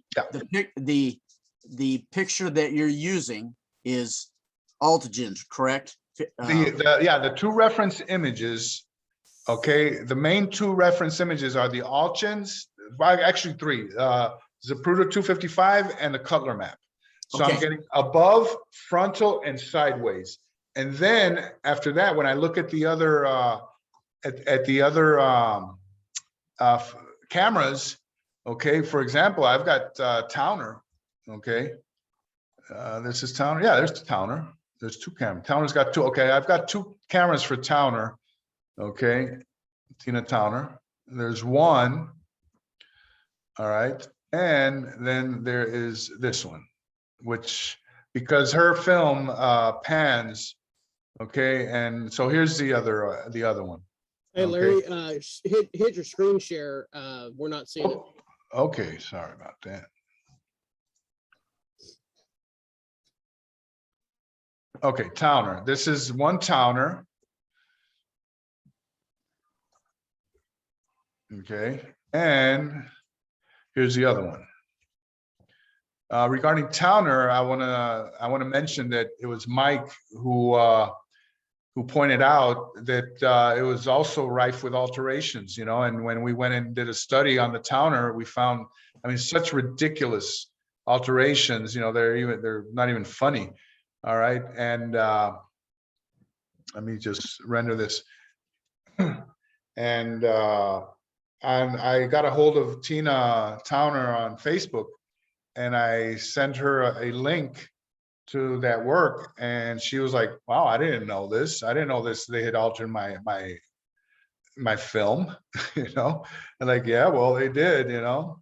She never got back to me after that. But she did read the material, and she agreed, you know, that, you know, what happened to her film, you know. So anyway, this is the one of the Towner renderings. Let's get out of here. Okay, how about the 6th floor? Let's go up there. Is this coming across okay over there on your end? Yeah, Larry, we can see that. Okay, no, but the speed and everything, okay? Yeah, I'm seeing it okay. Okay. Okay, so this is from the 6th floor. This is from the 6th floor. Obviously, you know, we have to cover all the bases, so let that render there. And again, you had to have been, you know, I mean, there's just no way anybody could have achieved, you know, something like that, you know, and with that type of weapon, you know, subsonic and everything, you know. Okay. So this is 255 from the 6th floor. Okay, obviously 313 would have been further down, okay, which would have been a even much difficult shot. Okay, and this is what we're seeing here. Okay.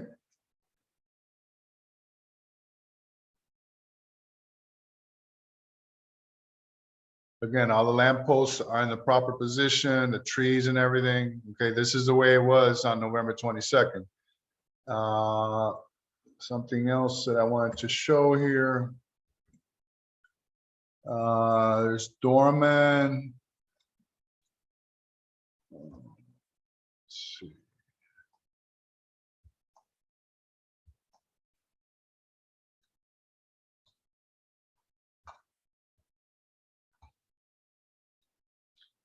I want to get back to this badge man thing. Hey, All Larry. right. Yeah. Hey, Larry, if you could, when you get a chance, double back to that 6'4" perspective. If you All right. zoom in, there 4X, that'll pretty much tell us what it looked like through the scope, right? Sure. Okay. Yeah, Thank I can zoom in. Okay, now this is another reason why badge man is just not possible. Okay, because if the limo here's on 255 on 313, the limo would have been hidden by the retaining wall. Okay, and so the concept of badge man here just keeps tumbling. All right, and so I wanted to show you that. You want me to? I'll render it real quick.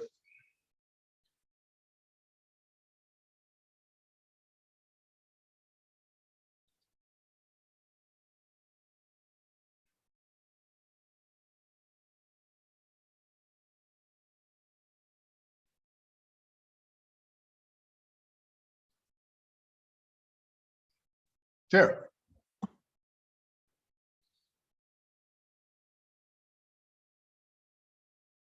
See, the beauty of this is that once you have the composition and the models and everything, you can go into situations of what if, and I think that's really important, with this technology here. Okay, so again, there's your Alchins, there's Newman. Oh, I even have Emmett Hudson there on the steps and what he would have seen. Here's Emmett. Okay, and that's what he would have seen. All right, and we can go back up to the 6th floor. I guess, do we have questions yet, David? Because I know we're just, okay. So here's what Brooks wants me to do. He wants, is this close enough? Brooks, is this what you were saying? Because I don't have any way of. I didn't know if you could get the 4X because that was what the scope produced. Yeah, no. I'm just zooming in at random here. Okay. But I see what you mean. Yeah. Yeah. Maybe I'm sure it's possible. I'd have to look into that. Okay, so anything, any questions or anything so far? Anything, any ideas? No, I'm just looking at the time though, Larry. We're setting at about 8:35. Do you want to move on to the second section we were going to talk about? Sure. Everything okay with this? Again, in closing this portion here, it's I've been working on this for years, and just sometimes, I drop it, but then, it's like, like the Godfather keeps, bringing me in. So, yeah. All right. So let me run this. Oh, we still got, get out of here. We're going to move on to the backyard photographs next, Larry? Yes, sir. Okay.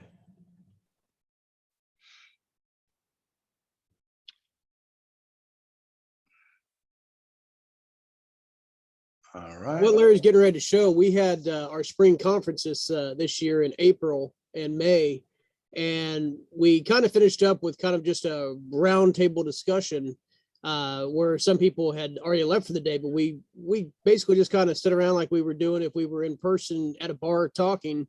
And what Larry showed with the backyard photographs and the overlays that he's got, it really hit a nerve with some people. But the fact of it is, what he's done with the overlays through the computer program, it really it almost makes it where you just really can't second guess it, because you're looking at the photographs that he's going to show with the overlays going over the top of it, and it really will point out a different viewpoint for some people, and some people will be like, okay, I knew I was right. So yeah, Larry's going to pull that up, and we're going to go with that next section. And always, if somebody's got a better explanation, we're always willing to, look at it and compare notes and whatever, let me get going here. Here we go. All right.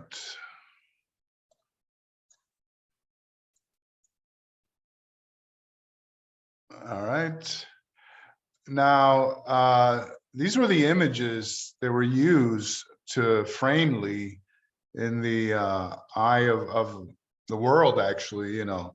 And I mean, it was just too convenient, you know, and just too easy, you know, for obviously, you know, Life magazine, you know, well, the Booth, Claire, yeah, the family that we now know were, you know, actually agents. They were operatives, you know, and they were part of this whole umbrella of media giants that were controlled by the CIA. And so when you look at the famous backyard images of Lee holding two weapons, you know, and two leftist publications, you know, which were used to paint him as a violent communist malcontent, you know, you're going to agree with what Life magazine is telling you, you know, because, you know, it's gospel. And so, and, you know, they did their very best, you know, to paint Lee, you know, in this very compromising position. I mean, if you're going to go and, you know, assassinate the president, this is what you want to leave behind. I mean, it's the whole concept is so ridiculous, you know, and in the real world. Okay. And these came out in February, the following February. And there were actually three, they were commissioned exhibits, but at the beginning, only two of them were available. A third one, we're going to tell you now what how that came about. And these are CE 133A, B, and C. The first two, A and B, were shown to Lee on that same evening, 11/23. Now, the third one did not surface until 1976 among the possessions of former Marine and Dallas Police Department officer Roscoe White. And at the time, the HSCA took possession of it and later returned it to the White family. And this short presentation will focus on the role Roscoe might have had in the production of those composites. Now, on the evening of November the 23rd, as he was being interrogated by Fritz, Bookout, and Kelly, you know, he right away, he protested, you know, and then when they were presented to Oswald, he sneered at them, saying that they were fake photographs. And then in due time, you know, he would show and he would prove that they were fakes. All right. By the way, this was stuff that we were supposed to present at the mock trial in 2017 in Houston that we were not able to. But like I mentioned from the very notes of Inspector Kelly, you know, he said that the proper timing would show that they were fake. And now we can go ahead and do that, you know, and speak for Lee here. Now, there was an issue here about the rings, you know, 133A, he's not, you don't see him wearing any rings on any of his fingers, okay?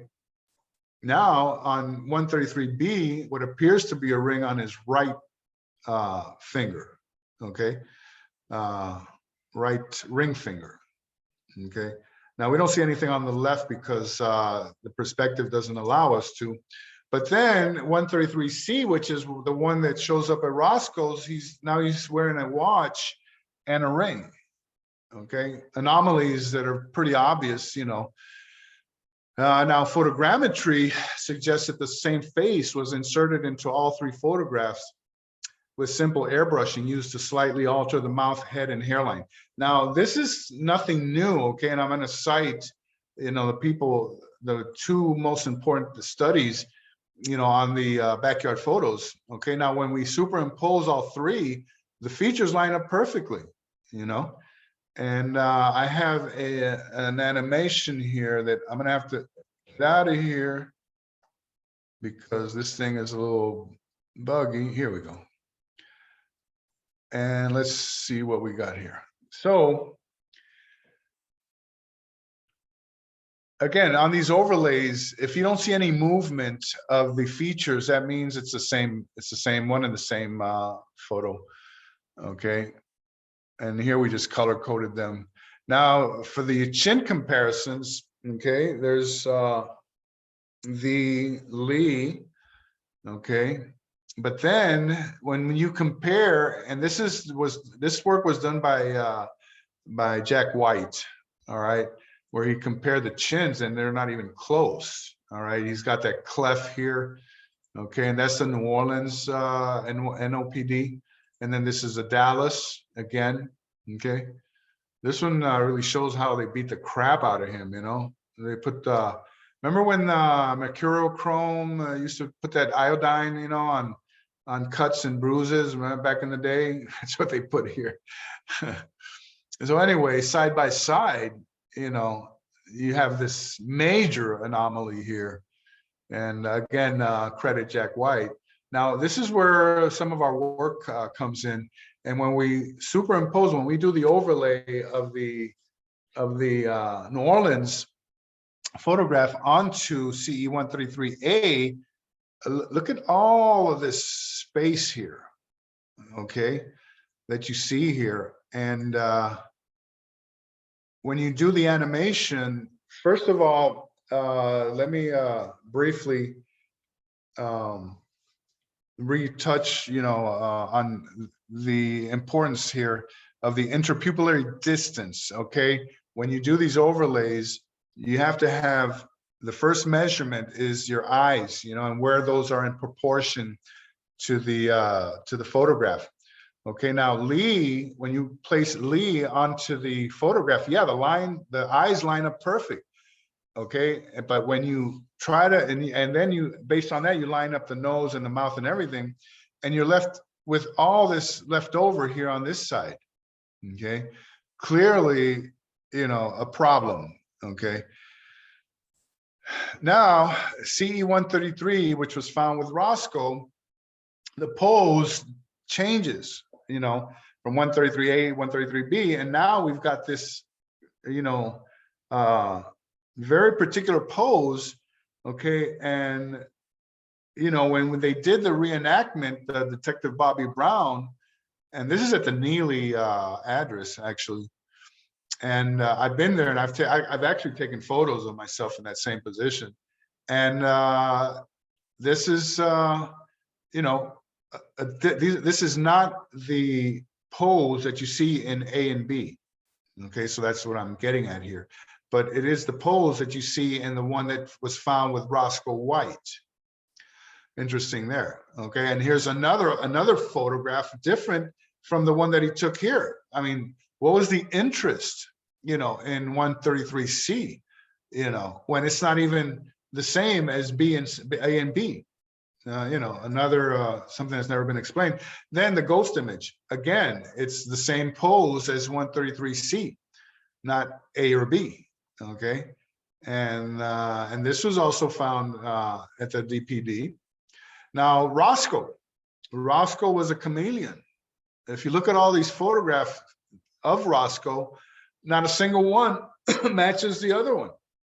Okay, and as he got older and whatever, and all of them, he's got that square chin, okay, which we see in the backyard photos.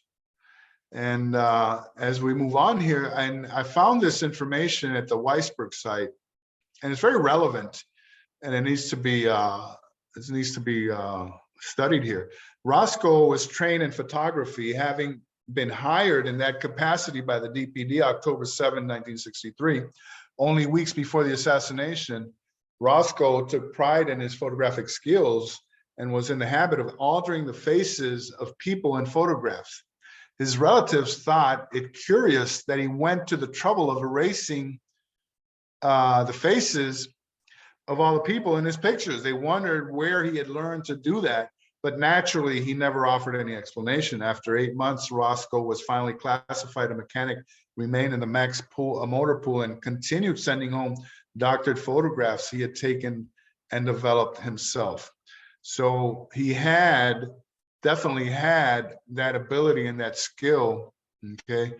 And I guess that takes a lot of time and practice, because, you know, for them to trust him to do this in the framing of Lee Oswald, then it shows you that he was an important cog in this whole fiasco here of creating the patsy and setting up the patsy retroactively. Now, this is known as the beach photograph, and here's Roscoe right here. And what's so amazing of this photograph is the pose that he is in here. It's exactly the pose that you see in 133A. All right, he's got his weight sort of like shifted over his right hip and leg. All right, and that's what I found so amazing here. You know, the same body pose here. You know, from these two different photographs.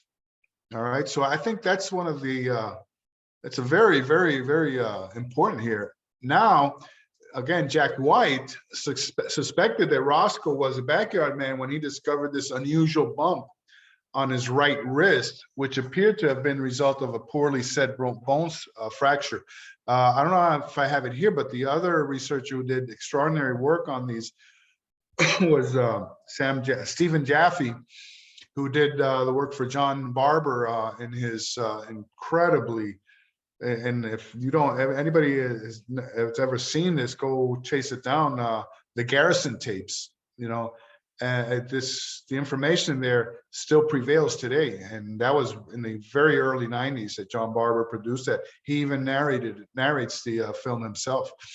And in that presentation, Steve Jaffe did overlays, but of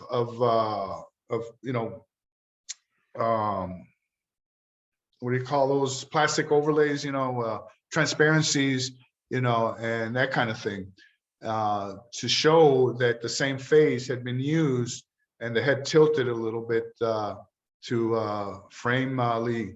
Now the overlays, as they come out, from our experimentation, and again, using the same terminology that I use for the identification of doorman, you have the probe, which is the photo that you're going to be working on, and you have the gallery, which are your subjects. Okay, in this case, the 133A and Roscoe, okay, and 133A and Lee, okay. So after we did all the work, okay, you can already see that Lee is a much smaller, proportion speaking, physically speaking, he is much smaller in the face, the neck, the shoulders, I mean, this guy was what, 135 wet, and you're talking about Roscoe, who looks so much stronger, bull neck, strapping shoulders and torso and everything, I mean, completely different body types, So when we did our overlays, I mean, I don't think it was a surprise when you go from left to right, top to bottom. At the top left is 0% opacity, okay? And as I increase the opacity value, okay, of the gallery over the probe, we start to see that the conformation of the body lines up perfectly. Okay, when we look at the neck, the shoulders, the traps, okay, and as we go down, we notice that even here under the armpit, it's a perfect match. When you go here, up and down, and when you finally get to 100%, there is very little movement of one layer versus the other. All right, because that's what we're working here with layers. Okay, the probe is one layer, the gallery is a second layer, and then we just go ahead, increase opacity values once we have everything lined up. And in this case, we went and lined up, the face, the mouth, and the nose and everything, and let everything just fall as it would. And this is what this is the result. And here, it's even more dramatic when we include the head. I mean, Lee Oswald did not have this humongous head here, you know, pretty obvious, but Roscoe did. And the neck area here, I mean, it is perfect. I mean, it fits perfectly. I mean, there's nothing here, you know, left in doubt when you superimpose Roscoe onto the Backyard Man photos. And then obviously the cherry on the top is, you know, the chin. Okay, but this is, and then here's our animation. Again, when you look at this, notice that there's no movement. If these were dissimilar, you would have movement because of because overlapping one side of the head or the shoulder or whatever would happen, and that's not happening here. You know, the animation goes smoothly, and as one transfers and transitions to the other, then you can see that to me it's an open and shut case. You know, the man who stood in for the backyard photos was Roscoe. And here's another one showing again, when you go and look at the neck area and the shoulders, you know, it's just a perfect match. You know, the torso, all right.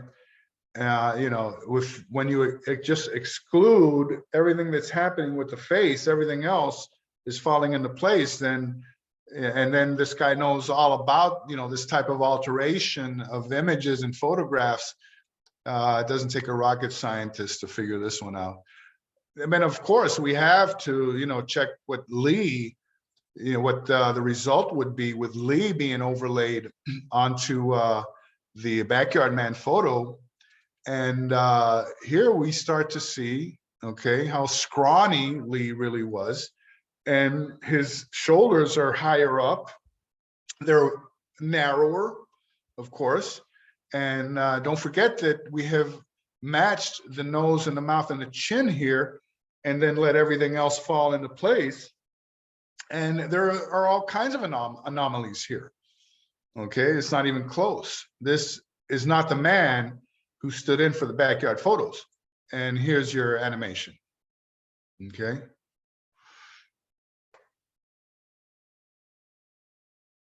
Here's your animation. And again, I think it's pretty straightforward. I think this might be the last slide, David. Yes, it is. Okay. David, any questions? Okay, anybody got questions about what Larry just spoke about as far as the backyard photographs and his overlay work? Anybody like to add anything? Yeah, this is Brooks again. Great, All right. great, just fantastic job, Larry. Thank you. Just a comment from the medical records when Oswald was in the Soviet Union, he was hospitalized, and part of that treatment, he had intestinal worms. Now, where he got those, we can speculate. Was it one of his trips to Mexico or wherever? I never heard of that. I never heard about Oh, that. yeah. Yeah, he was treated for intestinal worms. So I know about the thing here and the wrists, but I never heard about. yeah, I can share that with you, but it's very telling because he would, particularly when you take a look at, you've got him in the long sleeves when he's in custody there, but the white t-shirt photo, he is a small, frail, very That's right. thin man. Absolutely. You know? Yeah. And so I That's just right. wanted to share that with you. He was treated for worms, and that's probably where he lost a lot of his weight. Well, you're talking about 135, you know, and that's exaggerating almost, you know, and that's when they compare him to Billy Lovelady, who was 175 at the time, you know, 40 pounds heavier, you know, whatever, you know, so yeah, absolutely. I agree. You know, he wasn't, you know, he was what, 5'9", you know, and he was a very slight build, even though he was muscular and everything. If you see the picture of him being dragged out of the Texas theater, okay, you can see his abs, you know, I've studied that picture, you know, and you can see that he's got abs and everything. So he, you know, he was athletic, you know, but he, you know, he wasn't scrawny in the sense that he was, you know, he was just, and he had been a Marine and everything. So Very thin. yeah. So David, Casey, anybody? Are we ready to close this portion here? If nobody else has any questions, yeah, we can close this portion and move on to Beverly Brunson. Yeah, Larry, Wow. I just wanted to make a comment. For years, Brian Edwards and myself have studied with Jack White, and Jack did a phenomenal job of putting all these things together on Lee Harvey Oswald. But I do want to point out that the emphasis that you have brought out because of Blender and all these other things that you have worked on, especially I would say to people, you need to get Larry's book. This is a phenomenal book, and the time that he has spent on this is just it's not only breathtaking, but it is one of the main things that I think you have to have in order to be able to see what has gone on in the past 58 years. And Larry's work, especially with the Blender program and all these aspects of how he's looking at the highlights of Lee Harvey Oswald backyard photos and things of this nature. This is the type of material that should be brought into a court of law. I mean, right now we have people that have a rough time trying to figure out if three white men shot a black man, and that one kid that supposedly shot two people up there, whether or not it was self-defense or not. I'm going, good God, we've got pictures of Lee Harvey Oswald. We got pictures of rifles. We have all different types of angles. The phenomenal thing about this assassination is that it has given people an opportunity, especially like you, Larry, to go out and show what your expertise is in putting together things that you have taken some tremendous time. I know a tremendous amount of time putting this together. So yeah, I spent 6 years writing the book, Casey, and it took a lot of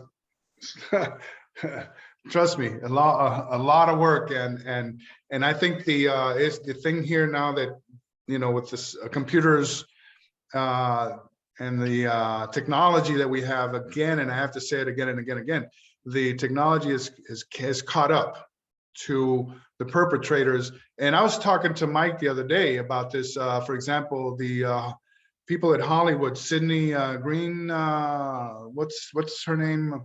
That they did these 4K blow-ups of the Z film, and Mike was telling me, look, what these images are telling us now is how altered the film is, because you can see the alteration, especially when you have that type of definition and resolution, in the frames, in the individual frames of the Z film, so, and that's what I'm talking about, that the technology is catching up, but like I said, and Mike has told me in Hollywood, nobody wants to even go near the JFK assassination.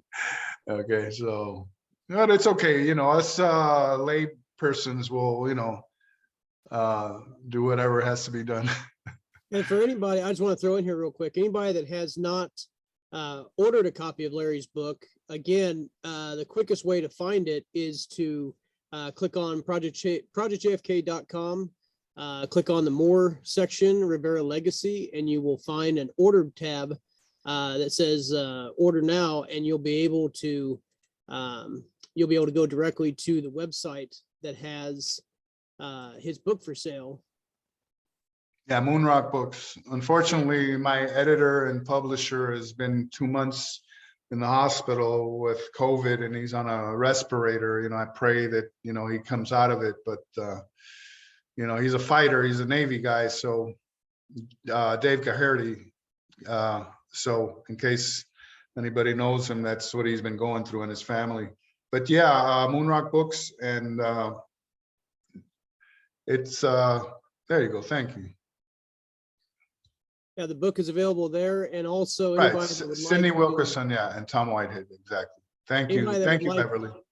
Anybody that would like to also visit Larry's website, if you click on the affiliated website tab and look for Larry's face, which is right here, Larry Rivera Research, you click on that, and this will take you directly to Larry's blog page, and lots and lots of archives that date all the way back to February 2017, and things that he has worked on, several things that he's written.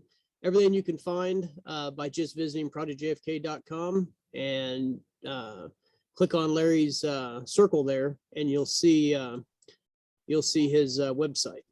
Thanks for the plug. Absolutely. Thank you. All right. So So, with that, I guess if we don't have any more questions on the backyard photographs, we can also, I guess, go ahead and move on to Beverly. Larry? yeah, my God, she's Queen Hecate. Queen Hecate was in Greek mythology the one who threw lightning bolts, for justice, and I just, hold on. That who's president? Okay, yeah, that was me. Let me get her up here. Here we go.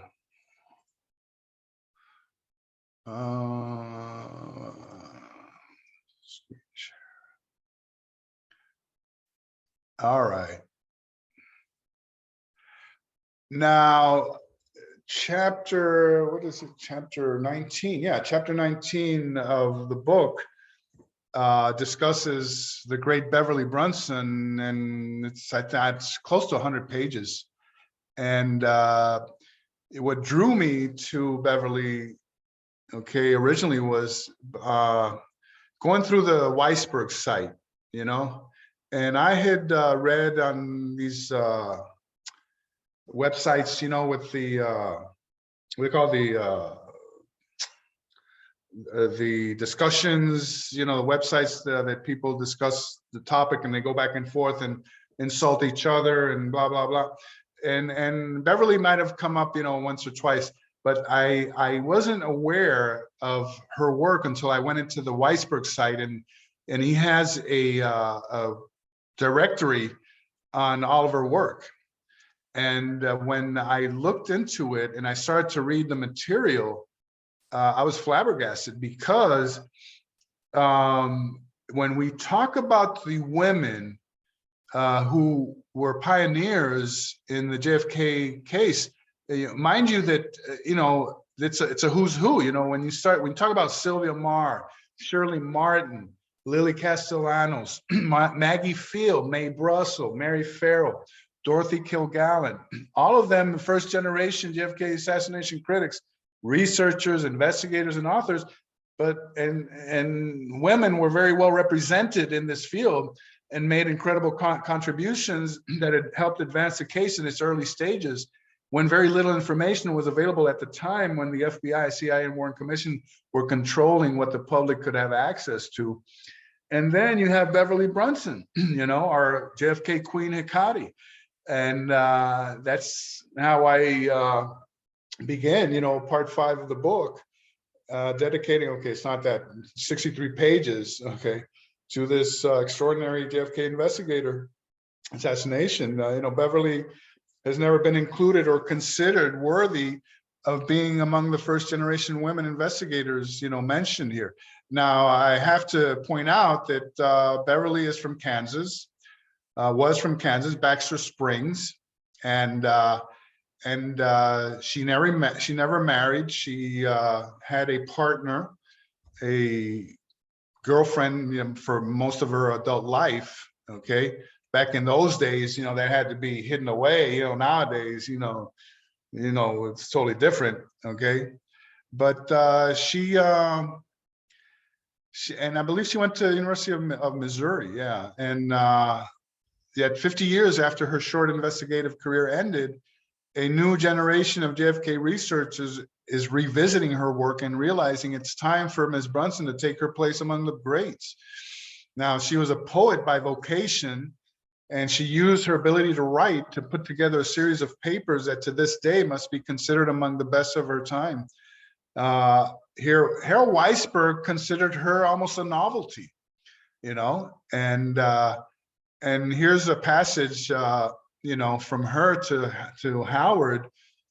Harold Weisberg. It's a matter of stamina. I am not too modest. I know I swing a formidable phrase, but I am apt to strike out at the end of about 3 of them. Prose is a long art, the long meticulous art of the truly civilized. she quoted what's the name of this? Milton, yeah, Milton. Poets are not too civilized. We like to leap suddenly out of the dark. Okay, to put it in another way, poetry is still an incantation to produce the God. Poets are impatient souls, and like Milton, when they attempt the art of prose, they are apt to keep that old bull roar going in the sly hope that if their reasoning won't prevail against the opposition, Queen Hecate will come and throw a bright bolt in their eyes. That's why I published that, because to me, she really was the Queen Hecate of JFK. And she covered a lot of really, really good research and information. Now, her JFK investigations came to an abrupt halt in the midst of her very best work, and I will come back to that. And unfortunately, Weisberg appeared to not take her very seriously and opted instead to file her papers and correspondence away in the hope that others, perhaps in the distant future, would be interested in revisiting them. That time has finally arrived, and Beverly's interest and passion for the case is best expressed in this passage, and I love this one. You will, I trust, forgive me for sending you so much and at my own will. This case has come apart. I eat and sleep it, and I think the time is crucial. I have acquired a number of gray hairs, my first, these last 2 months, but I am not ashamed of them. Okay, I think that's pretty much gives you a good idea of how passionate she was. So she investigated many aspects of the assassination and was 100% convinced that the photographic record that remained in the JFK assassination case was tainted and could not be trusted. I mean that's the crux of the matter here. You know, she realized from day one, hey, you know, what's being published doesn't look right, and the photographs don't look right, and she never even went to Dallas, or she never even went and met Weisberg at any time. She did all this, you know, straight out of Kansas. You know, by the way, her father, in my research, I did a lot of correspondence with people in Baxter Springs, especially the historical society there, and they sent me information on her dad. Her dad had been in politics, and her dad had been the mayor of Baxter Springs for 10 years. He had been a state representative for another, I don't know how many years. So her name and her family was very well known. Okay. And I actually got in touch with a second cousin of hers, who told me that she was a loner, you know, basically, and that she didn't even know of her JFK research. I guess she really kept this very private, and we're going to see why in a minute. All right, and she had a copy of the 26 volumes of the Warren Commission, and she just poured over them, you know, every single one of them, and no detail escaped her keen eye. And her acumen was just incredible in interpreting what was going on here.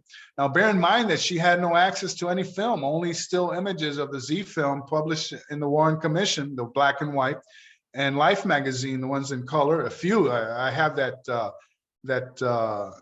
Life magazine, and I think there's only about maybe 10 or 12 stills from the Z film. Okay, and she studied the early classics like Mars Accessories After the Fact, Tink Thompson's 6 Seconds in Dallas, Mark Lane's Rush to Judgment, and especially Whitewash 1 and 2. Like I said, I go into a lot of detail in the book, but here's a quick synopsis of her very best contributions, and some have already been covered, you know, in this blog in the past. That's why you have these links for those interested later on. You can get that website. It's very easy it's not a long website name or anything like that. Now, the thing about the Knoll writer, okay, and this is something that as we continue to develop the information on the JFK assassination and what happened there down on Elm Street, The Warren Commission did their utmost to try to dispel the concept of the null rider. Okay, the null rider is one of the motorcycle cops who went up the embankment, and then he let the motorcycle go on, and he went up there, you know, looking for the shooter or shooters. And let me see if I click here, will I be able to get over there? Let me know real quick here. Is that good there? David? Yeah, Larry. Yeah, you've got the null rider up there. Okay, good. So when the report came out, the Warren Commission report, you got this, you know, coming from the co-authors of the report, which were Howard Willens, Norman Redlick, and Alfred Goldberg. There are no witnesses who have ever stated this, and there is no evidence to support this claim. You know, speculation. Immediately after, and this is from the Warren report, not the, this is the 888-page little paperback thing that they put out. Immediately after the shooting, a motorcycle policeman was seen racing up the grassy embankment to the right of the shooting scene, pursuing a couple seeing to flee from the overpass. I mean, they didn't even get it right, but obviously this is misinformation. And commission finding, there are no witnesses who have ever stated this. And there is no evidence to support the claim. A motorcycle policeman, Clyde Haygood, dismounted in the street and ran up the incline. He stated he saw no one running from the railroad yards adjacent to the back. That really did happen, but not at the time that the null rider did his thing, okay? So obviously, you know, liar, liar, your pants on fire, okay? So to make a long story short, Beverly Brunson went and she cited here, she wrote this paper called The Motorcycle Escort, Activities Immediately After the Shots Were Fired. Okay, and she cited 4 crucial witnesses who observed the null rider. Now these, and I'm gonna name them now, George Davis, James Simmons, who never went before the Warren Commission, Luke Winborn, and Clement Johnson, who never testified before the Warren Commission and were only interviewed by the FBI. So that's why when I say the only way you could have found this testimony would have been by going to volume 22, page 837, Commission Exhibit 1424. And there it was, you know, Mr. Davis said his attention was directed to the motorcycle escort. Then Simmons said he recalled that a motorcycle policeman drove up the grassy slope. But look what they did here. They said towards the Texas School Book Depository. They tweaked it, okay? Obviously, all right? So then Mr. Winborn, the police officer riding in it on the grassy slope on the north side of Elm Street, and this officer rushed up the steps leading up to the pavilion and was lost from sight. Okay, then Mr. Johnson, his attention was attracted to the motorcycle escort. He stated that white smoke was observed near the pavilion, but he felt that the smoke came from a motorcycle abandoned near the spot by the Dallas policeman. Now I went back to the Bell film, and found this image, what appears to be tire marks, you know, going up the embankment. Okay, and later on, David and Brian and Casey went and showed me how that picture looks through their virtual goggles there, you know, and you could see them clear as day, you know. So Beverly wrote that the newspapers were replete with stories about what she called the motor jockey hero. Here's a sample. Note that this is a late Friday edition, which was published before the media came under control of the cabal. Okay, the Oklahoma City Times. A motorcycle patrolman rode pell-mell up a railroad embankment, apparently in pursuit of the assassin. Pell-mell obviously means an entangled confusion or disorder, and a confused haste. Okay, that's pretty much what it would be. If that weren't enough to convince the reader about the veracity of this event, how about actual witnesses who were interviewed shortly after by the late Mark Lane? S.M. Holland and Lee Bowers described what they saw from different locations and perspectives. S.M. Holland from the bridge of the triple overpass over Elm Street, who would have seen the event unfold from above, as the limousines were coming right at him. And Lee Bowers, who was stationed at the railroad mini control tower in the parking lot behind the picket fence. By far, S.M. Holland and James Simmons had the best view from atop the overpass. And let's see.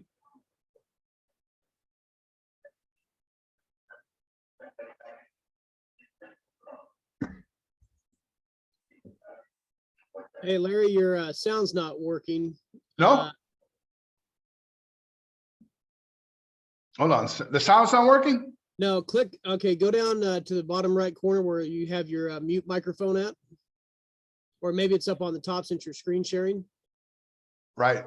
And click on the little up arrow and make sure that it's clicked on same as system for your microphone.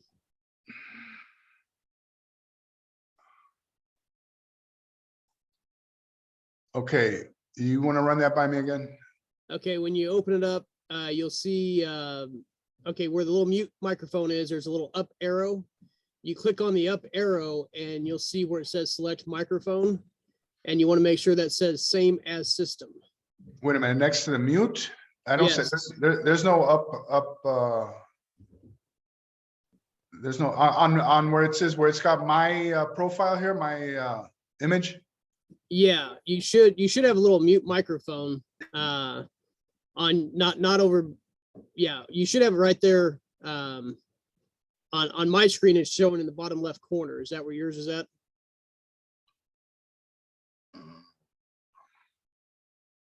There's one that says mute and 3 little dots and says mute my audio, stop video, choose virtual background, choose video filter, pin, hide self view, and rename.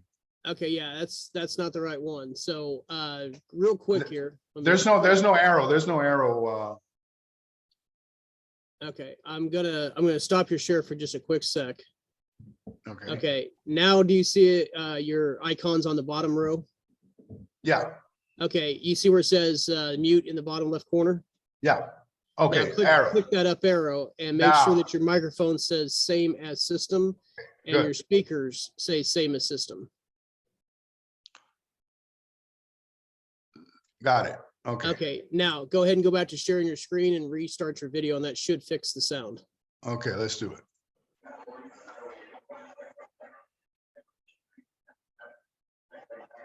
Are you good there?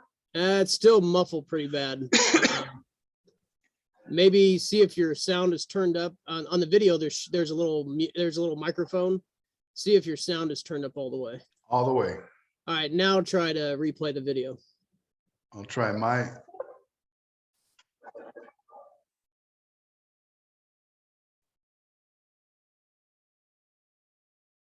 No? Yeah, it's still not getting a whole lot of good sound out of it. It's real muffled. Well, you might want to go from your end and play it from the web, from my blog there. Okay, let me You'll find it do on the 11:17. Okay, hold on. Right. And I'll stop the share. Yeah, okay. Okay. And go to and then I'll come back to it.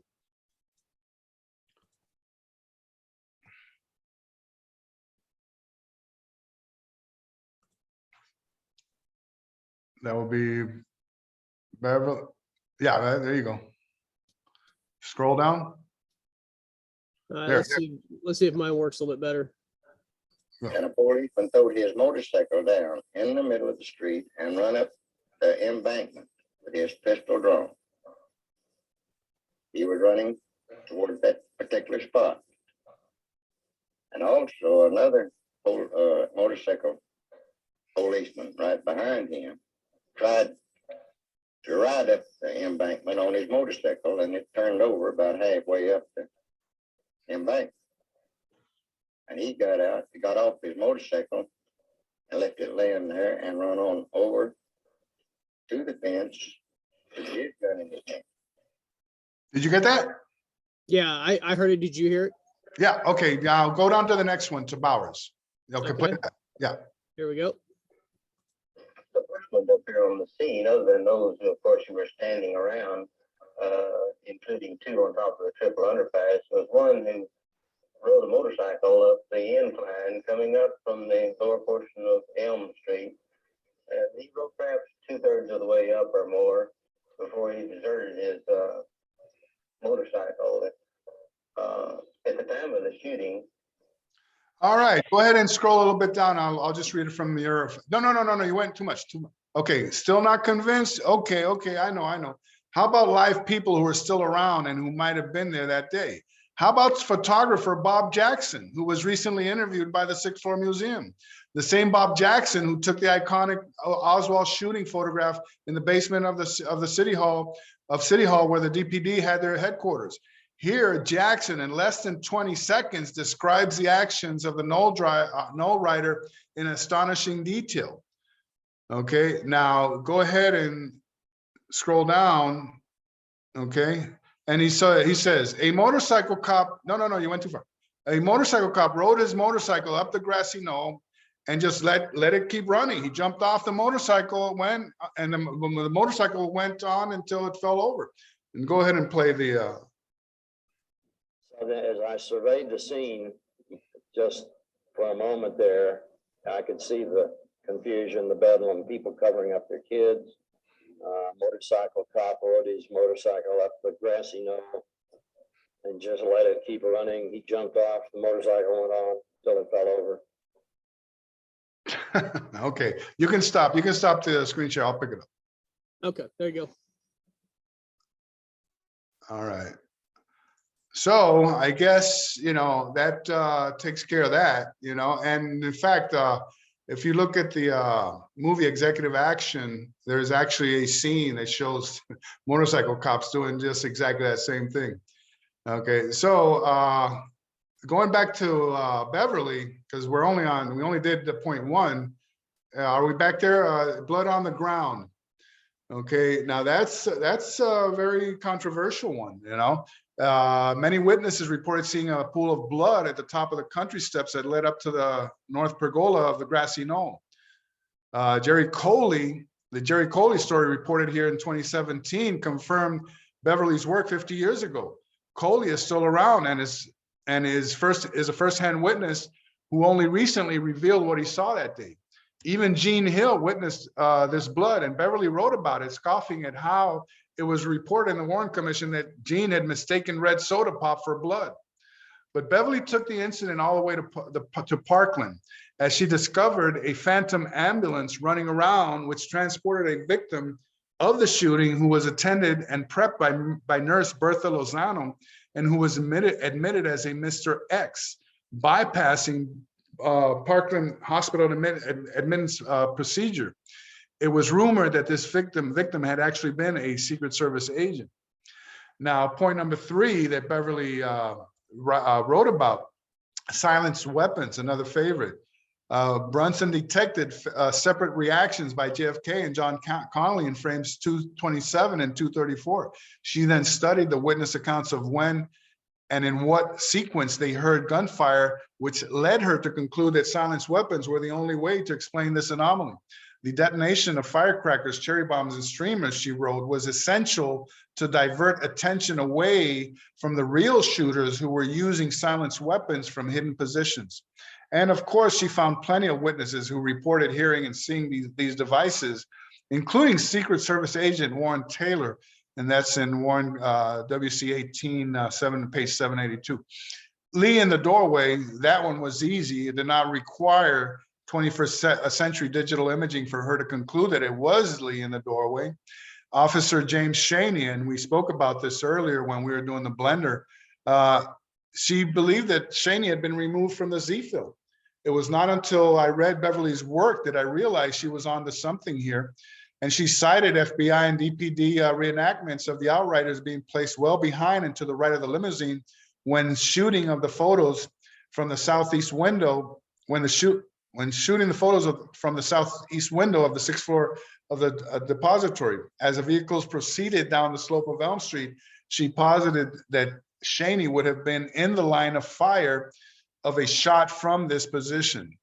She noticed that the Alton 6 and Zapruder frames 255 should contain the same image data, but from different perspectives that we showed earlier. However, they do not. She astutely noticed the blue ink, which unevenly covered the quarter panel of the limo and many frames of the Z film after it comes out from behind the Stemmons Freeway sign. Now, alteration of the Mormon Polaroid photo. Her exact term was grotesque, and I couldn't agree more. We have never before in public, and see, this is directly from her paper, been allowed to see this picture of Jackson. She concluded that this had to be Jackson, and it doesn't even look like Jackson. Okay, it ought to stand in court. The doctoring here is obvious and grotesque. It ought to stand up in court. The blur at his stomach, and she's talking about this here, this area right here. And instead of a shoulder, we have a big gap, which makes the man's neck grotesquely long, as it was not. Of course, no one's is this long. There was an effort in the Nix frame published in color in the Post, the issue that mentioned you, to make it appear that this man was looking towards the knoll. As you can see, he is not. And I just put this inset here so that you can see that the chin strap of the helmet is completely different here. Newman, okay, is missing, Bill Newman is missing his left arm completely, okay, as you can see. And that's why, and she mentions and she touches on all of these points in her writings on the Mormon photo. Now, the Joplin incident. Now, and this is the reason why I believe that she stopped her JFK activity. Was Brunson discovering new information on the JFK assassination? First off, she was positive her mail exchanges with Weisberg were being opened. The exact term in intelligence jargon seen in our previous post is flaps and seals. Are they opening your mail? So on September the 5th, 1967, Beverly made the short 8-mile drive to neighboring Joplin, Missouri, to meet up with a young woman, presumably to exchange JFK research information and perhaps track down a lead. She carried in her purse pages upon pages of her research and correspondence with Weisberg. One of the letters she had with her was correspondence with Richard Sprague regarding the motorcycle escorts. This person was a slim, short-haired young woman whom Beverly had never met. After a couple of drinks, Beverly found herself a few hours later being pulled out of her car by 5 irate cops who told her they had been chasing her for the past hour and a half, where she had been driving on the wrong side of the road with headlights turned off, speeding and running red lights, and causing a minor accident. She had been cut in her leg and had a nasty knot in the middle of her forehead. The last thing she remembered, oh, and the dashboard was all, you know, all damaged. The woman turned out to be, the last thing she remembered was that the woman had been driving Brunson's car before she blacked out. There's a lot of detail that I'm not including here, but it's very interesting that you go back and read a lot of detail that she includes, you know, with this incident. I'm just going general here.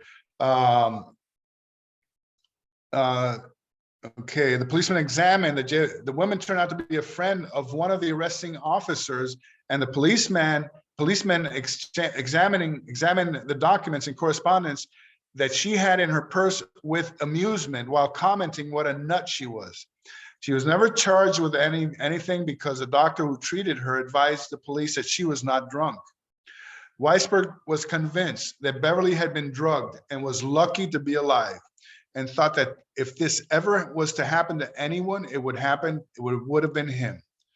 I spoke about this to Vince Salandria one day when I was doing this research, and he was dumbfounded and wondering, you know, why it did not happen to him, because he was a lot more visible, you know, than Brunson. But then again, Brunson's work, and she was going into areas that nobody else was researching, you know, so it's possible that they were just trying to nip that in the bud. And as a result of this incident, Beverly Brunson's JFK's investigative activities shortly thereafter came to a screeching halt. If she was intimidated enough to abandon her research, we will never know. Her enthusiasm and dedication, however, during the 2 years covered in the Weisberg documents leads me to conclude that she was years ahead of her contemporaries, and many of her theories are being proven correct 50 years later.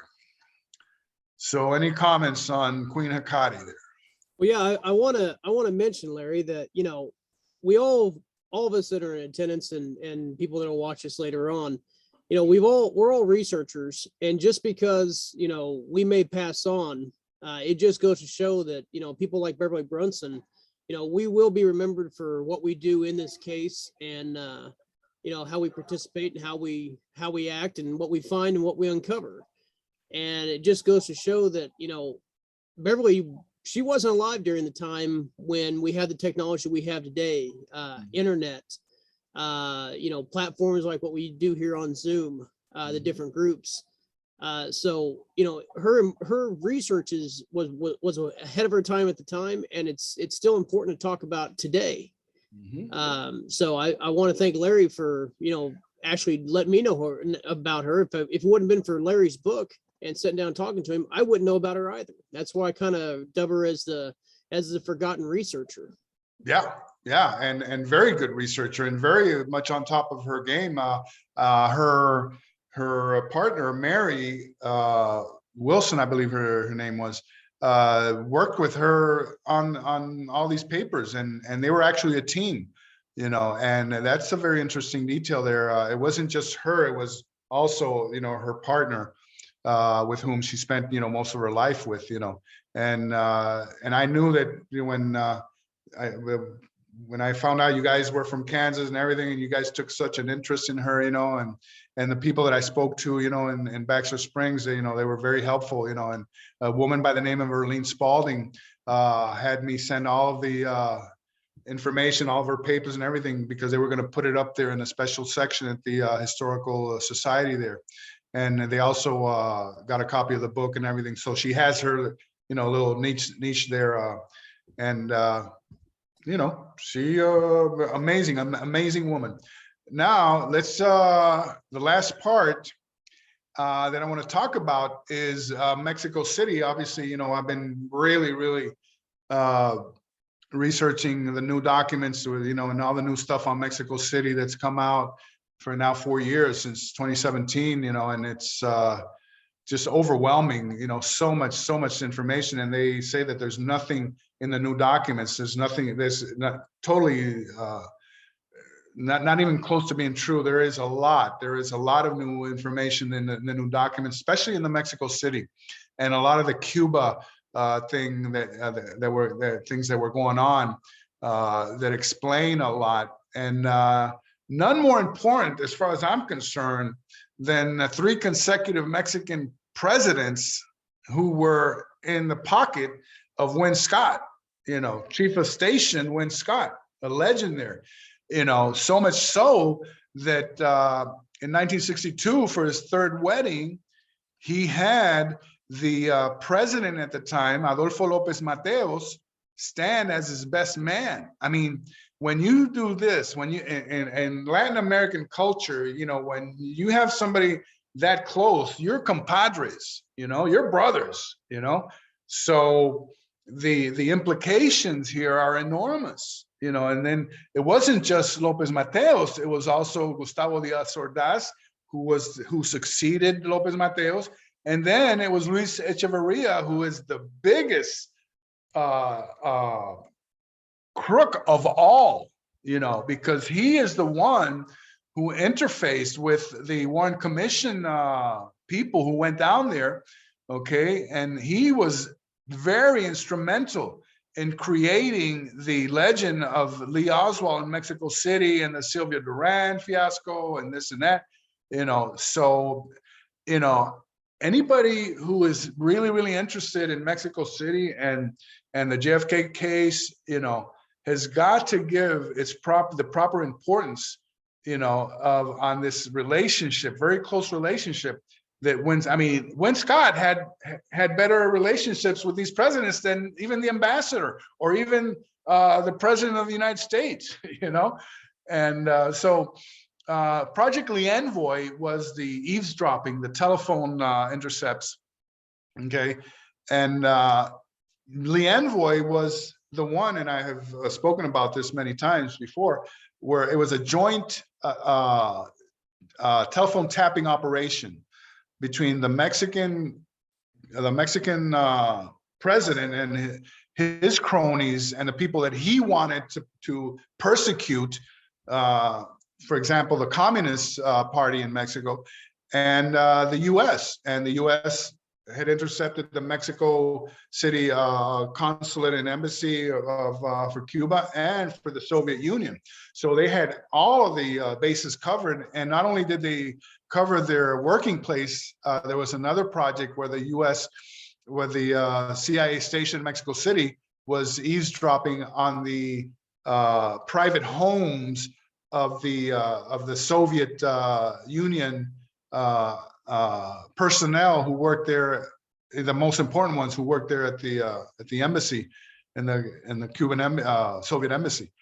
So, like I said, these documents reveal that this relationship was of extreme importance in the implementation of both Lee Envoy and the photo surveillance project, LIEMTI.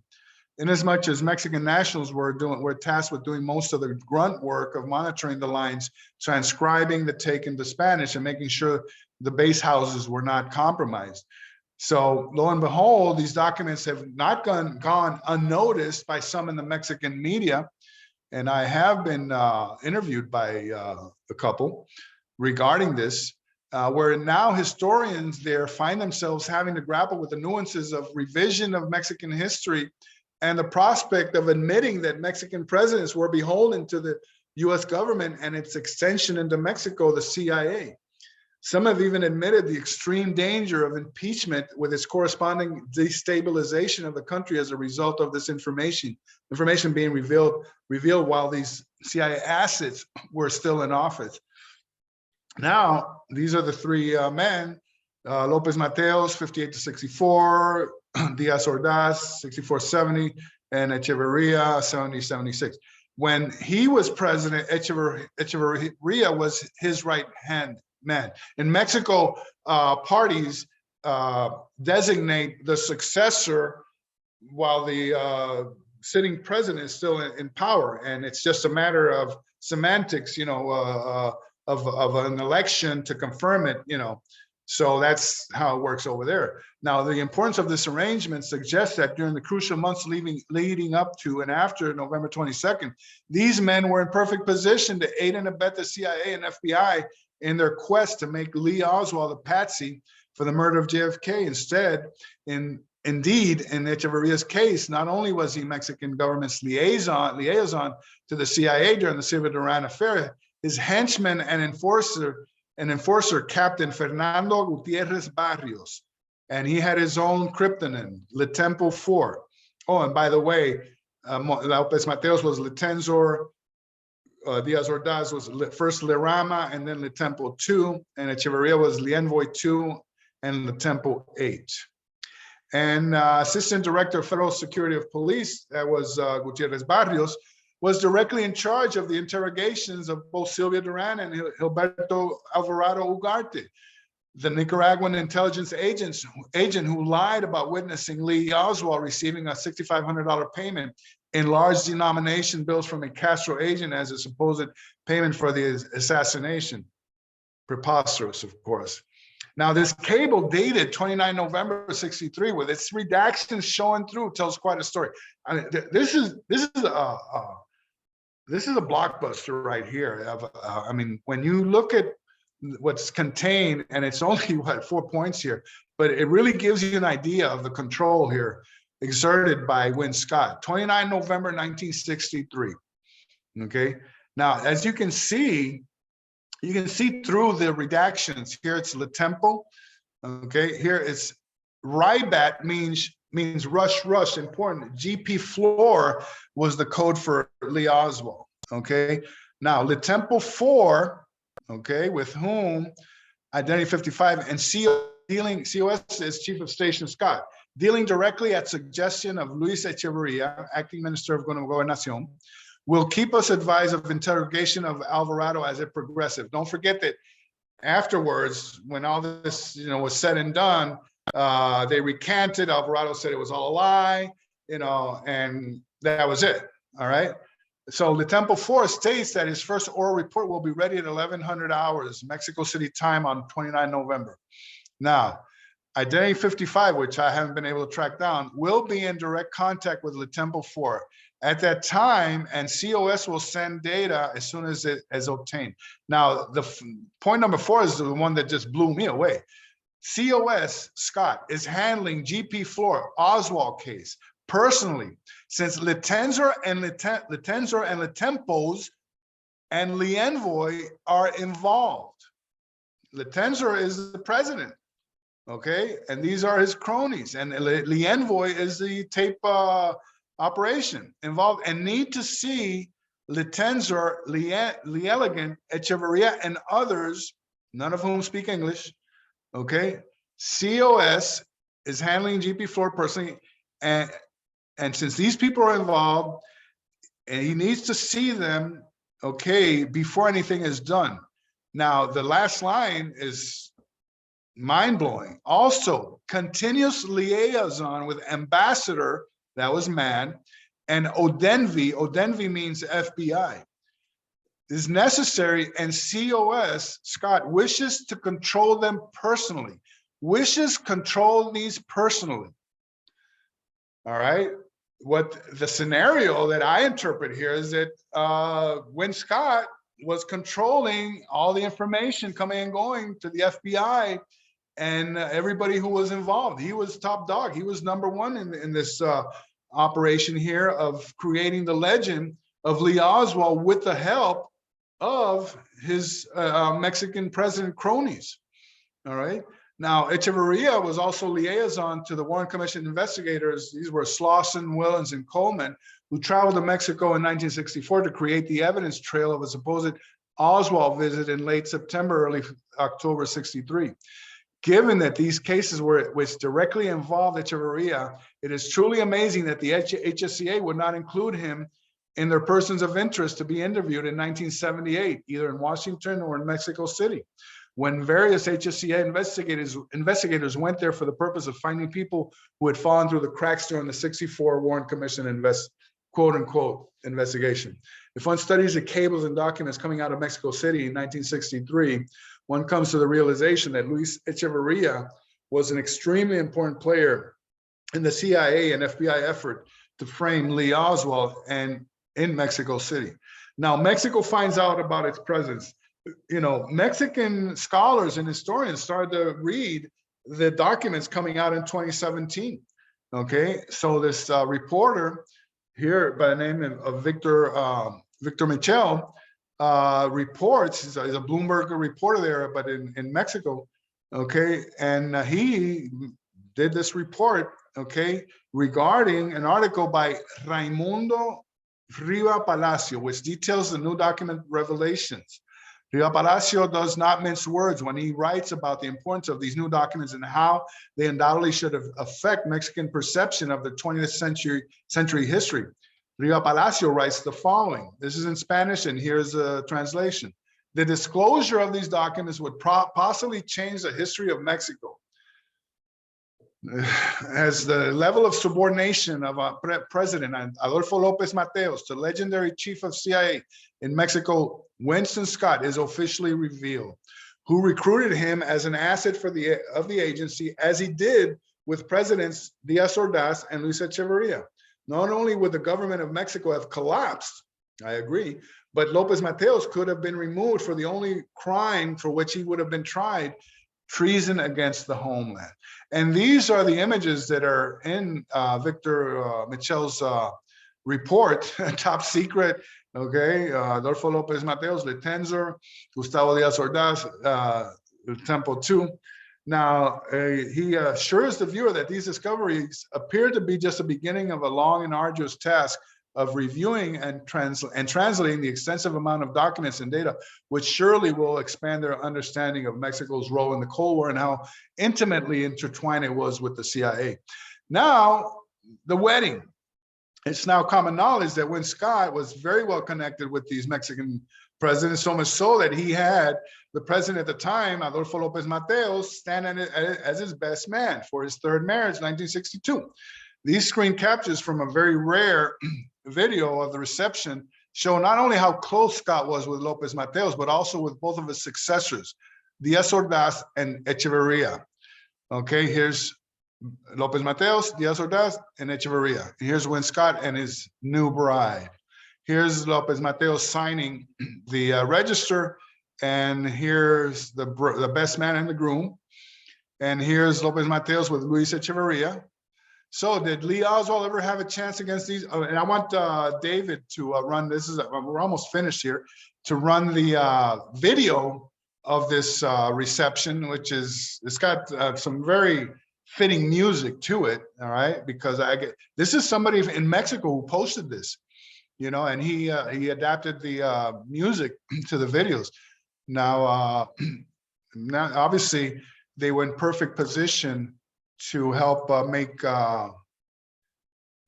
Lee Oswald the patsy, you know, that he ended up being. David, you got that video for us? Yep, let me bring it up here.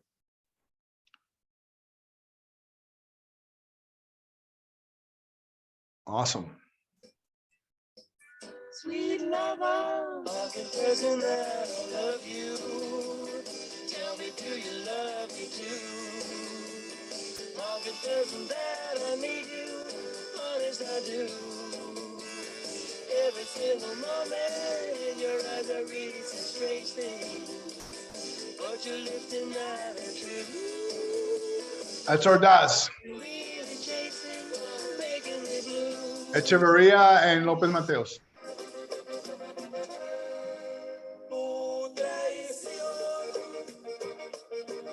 Treason. That's wrong. That's not Win Scott. That's wrong. Go ahead.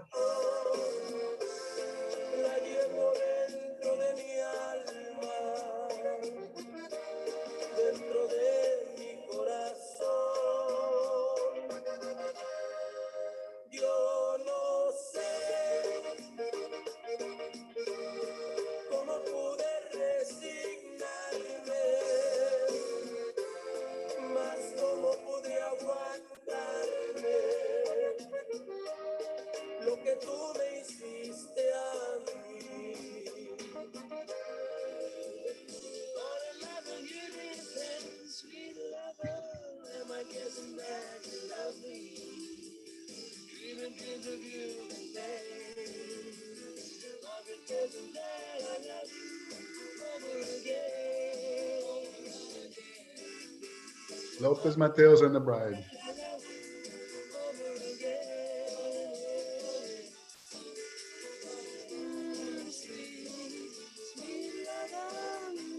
That was David Atlee Phillips, too. What? You saw Atlee Phillips there? Yeah, he was just in there a couple times, yeah. Oh, If you go back a little bit, well, point him out. So yeah. Can we go back or?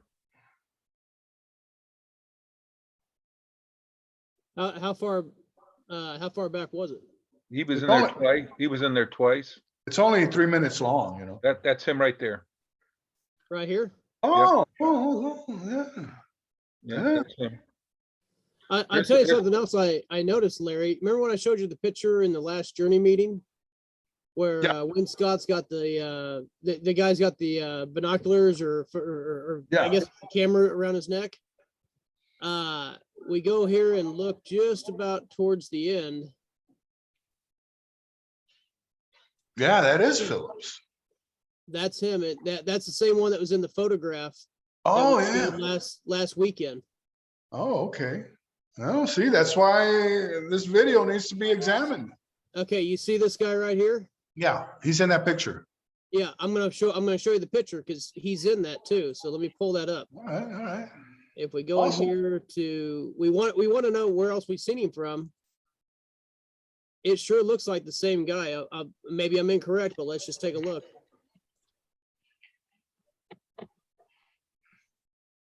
Oh, yeah, okay. Huh, maybe.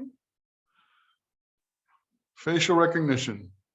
Well, yeah, if we had that, it'd be great, but that he's got, facial structure like the one that was just in the video. Yeah, yeah, yeah. Oh, wow. Well, that concludes our spotlight tonight. I hope everybody is, at least taking something out of this. Excellent. Any comments or? Yeah, anybody have any questions for Larry? I definitely, I think if we could all give him a round of applause, we would do it right now because, his research that he's done and what he's presented here tonight and what he continues to, to give to us when he joins the spotlight meetings is invaluable information. And I know on behalf of Project JFK, CSI Dallas, we want to thank him for being our spotlight speaker this evening. And definitely, I'm going to say it again, get his book and check out the section on projectjfk.com and, go to his website and look and see what, what he's got on there because it's a treasure trove of information. Thank you. Anybody have any questions or comments for Larry? I want to thank all the people that are, thanking me and congratulating me.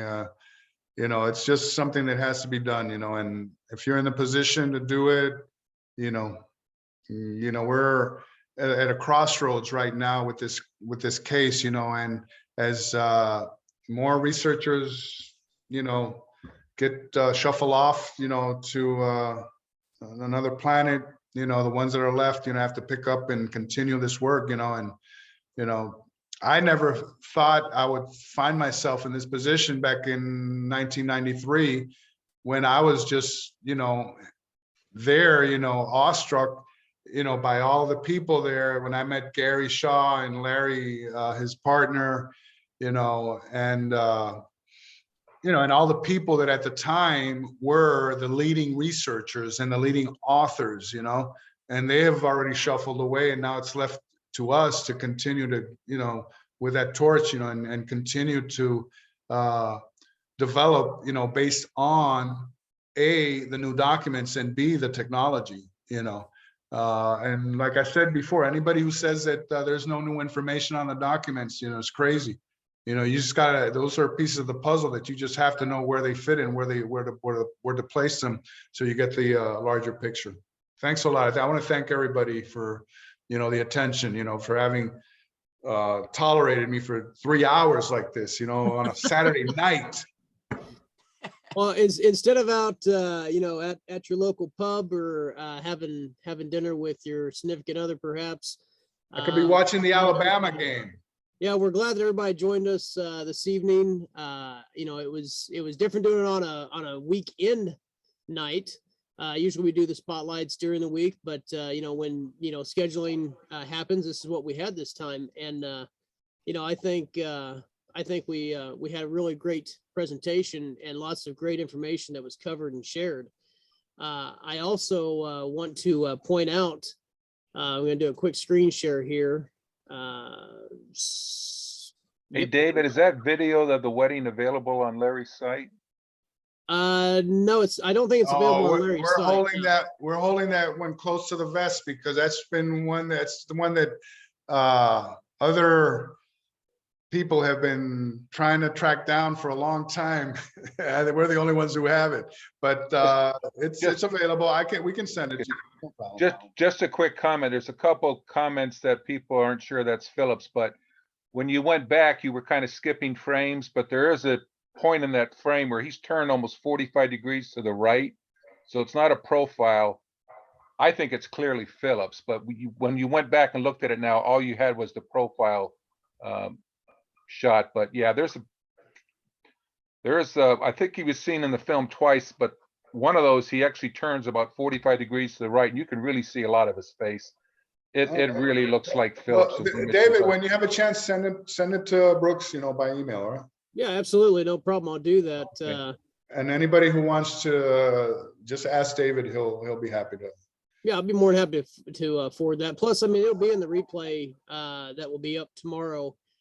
So definitely, if there's something that you maybe missed out on or had to go to the restroom real quick, the replay of tonight's Spotlight series featuring Larry will be up on the website under the events tab. If you'll scroll down to the Spotlight replays, you will find it. Speaking of which, I'm going to spotlight a screen share here under the events tab at projectjfk.com. Of course, where you found the place to get Larry's e-ticket tonight for his presentation. Up on the website, there is also upcoming events. I just want to quickly announce the 2021 one-day Stimulus JFK Assassination Research Conference. And what I mean by stimulus, hey, it's free to come to, it's free to attend. There is no fee. If you wish to make a donation, you can make a donation at projectjfk.com's homepage. You will find the PayPal donate button. So it's kind of a name your own ticket price, or if you don't want to pay, you just want to show up, that's fine too. We're going to start November 13th, which is next Saturday. We're going to kick off at 9 a.m. We're going to end at 5 p.m. or when the discussion ends. Hell, we may be going until midnight that night. Who knows? God, I hope not. But if anybody wants to, they can click and get their Eventbrite ticket for that. And then the next Journey meeting, the Journey on the Trail of the Truth in the JFK Assassination meeting for December the 18th from our normal 1 o'clock to 3 o'clock time, or I don't know why the hell that 9's in there, but anyway, between 1 to 3, 1 to 5, whenever. You can get your Eventbrite ticket for that. And remember, everybody, that December the 15th is when we find out if any records will be released or if anything has been released at that time. And I know that our friend Larry Snaff will be giving us a blow-by-blow of what has taken place in the news and with the document releases. So you definitely don't want to miss that. And again, anytime that you want to go back and look at the Journey replays, they're on the website. You can also find the chat logs, just like tonight's chat log will be uploaded. If you want to take us on the go, you can download the MP3 of our Journey meetings. Wow. The Spotlight series, which we had John Newman for 2 nights. We had Bill Simpage, David Denton, and Larry will have his spot put up here by tomorrow. There's handouts, chat logs, MP3 meeting downloads you can take. But again, if you wish to make a donation to us, it helps keeps the lights on and also helps us with our cause of doing research. Plus, your name gets thrown up on the wall as our supporters. All you have to do is click the donate now button and you can donate whatever you would like to, if you'd like to. So with that, if anybody has any other questions that you'd like to ask Larry, we've got a few more minutes. So anybody have anything else they want to say?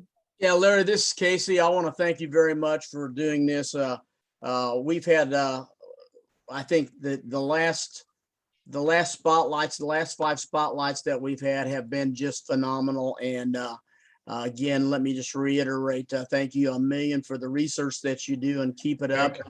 And we will follow you as far as we possibly can. Thank you again. Thank you, Casey. I appreciate the words. And like I said, this has to be a team effort, in the, maybe 20 years ago, 15 years ago, or actually, it's always been a thing about the JFK community. It's always been bickering between, one set of people and others, and that's not really the way, to go about this. We need to be united, in this quest, for the truth and for justice for not only JFK, but for Lee Oswald, and and for the country to finally be able to come to terms with the reality of this coup d'etat. Okay. And, it's just that simple, and that we are, mature enough to be told the truth, and so that we can move on as a nation, and I think that's paramount here. As far as there's union and there's cohesiveness, between researchers, and there are no there's no infighting or, you know, ridicule between one set of researchers and others. You know, doesn't matter how crazy their ideas are. You know, it's, you know, it's up to you to pick and choose, you know, what you want to believe, you know, based on the information that's out there and the research that you do, you know. And I believe that's going to hold true, you know, for the years coming and the decades. You know, sooner or later it's going to happen, you know. So that's my thought. Well, thank you again, Larry. And also, it just popped up in the comment section in the chat log. I do want to remind everybody that we have our meeting on the 13th. See, we have our meeting on, I'm sorry, we have our one-day stimulus conference on the 13th, but on Friday, the 12th, if you have Showtime or if you don't have Showtime, I'm sure you can get the free trial. But JFK, Oliver Stone's JFK Revisited documentary is going to appear on Friday, and we will be talking about that next Saturday. So hopefully everybody that gets a chance to watch that on Showtime, Friday the 12th, when it premieres, I think you're going to be in for a big treat. And I know Mr. Stone has done, you know, quite a bit for the research community with bringing out the movie JFK back in '91. And, you know, he's helping us out again by bringing it to the forefront. It really hasn't actually gone away from the forefront because we're still talking about it, you know, 58 years later. But definitely, you know, I think that will help us out, you know, by having, you know, a key spotlight on it. Speaking of spotlights, and also, you know, doing our meetings that we're doing here on projectjfk.com and with our Zoom presentations of the spotlight journey and our conferences. So I want to thank everybody again for everything that everybody that attends and everything that the researchers are doing, and our audience for attending us and helping make this a success. So Hey, I'm amazed we still had 30 people at the end. That's yeah, good. absolutely. All right. All right. Well, with that, I'm David Knight with Project JFK CSI Dallas, and I think we're going to bring our Spotlight series featuring Larry Rivera to an end. So if you would like to, I want to thank him again for appearing and presenting for us. And again, the replay will be up on YouTube and on our website. And remember, if you like the videos, leave us a good comment and click that thumbs up, and be sure to subscribe so you know when the new videos will appear online. And with that, I think we're just going to go ahead and bring her to a close. Everybody have a good evening. Thank you. Thank you, Larry. Thank you.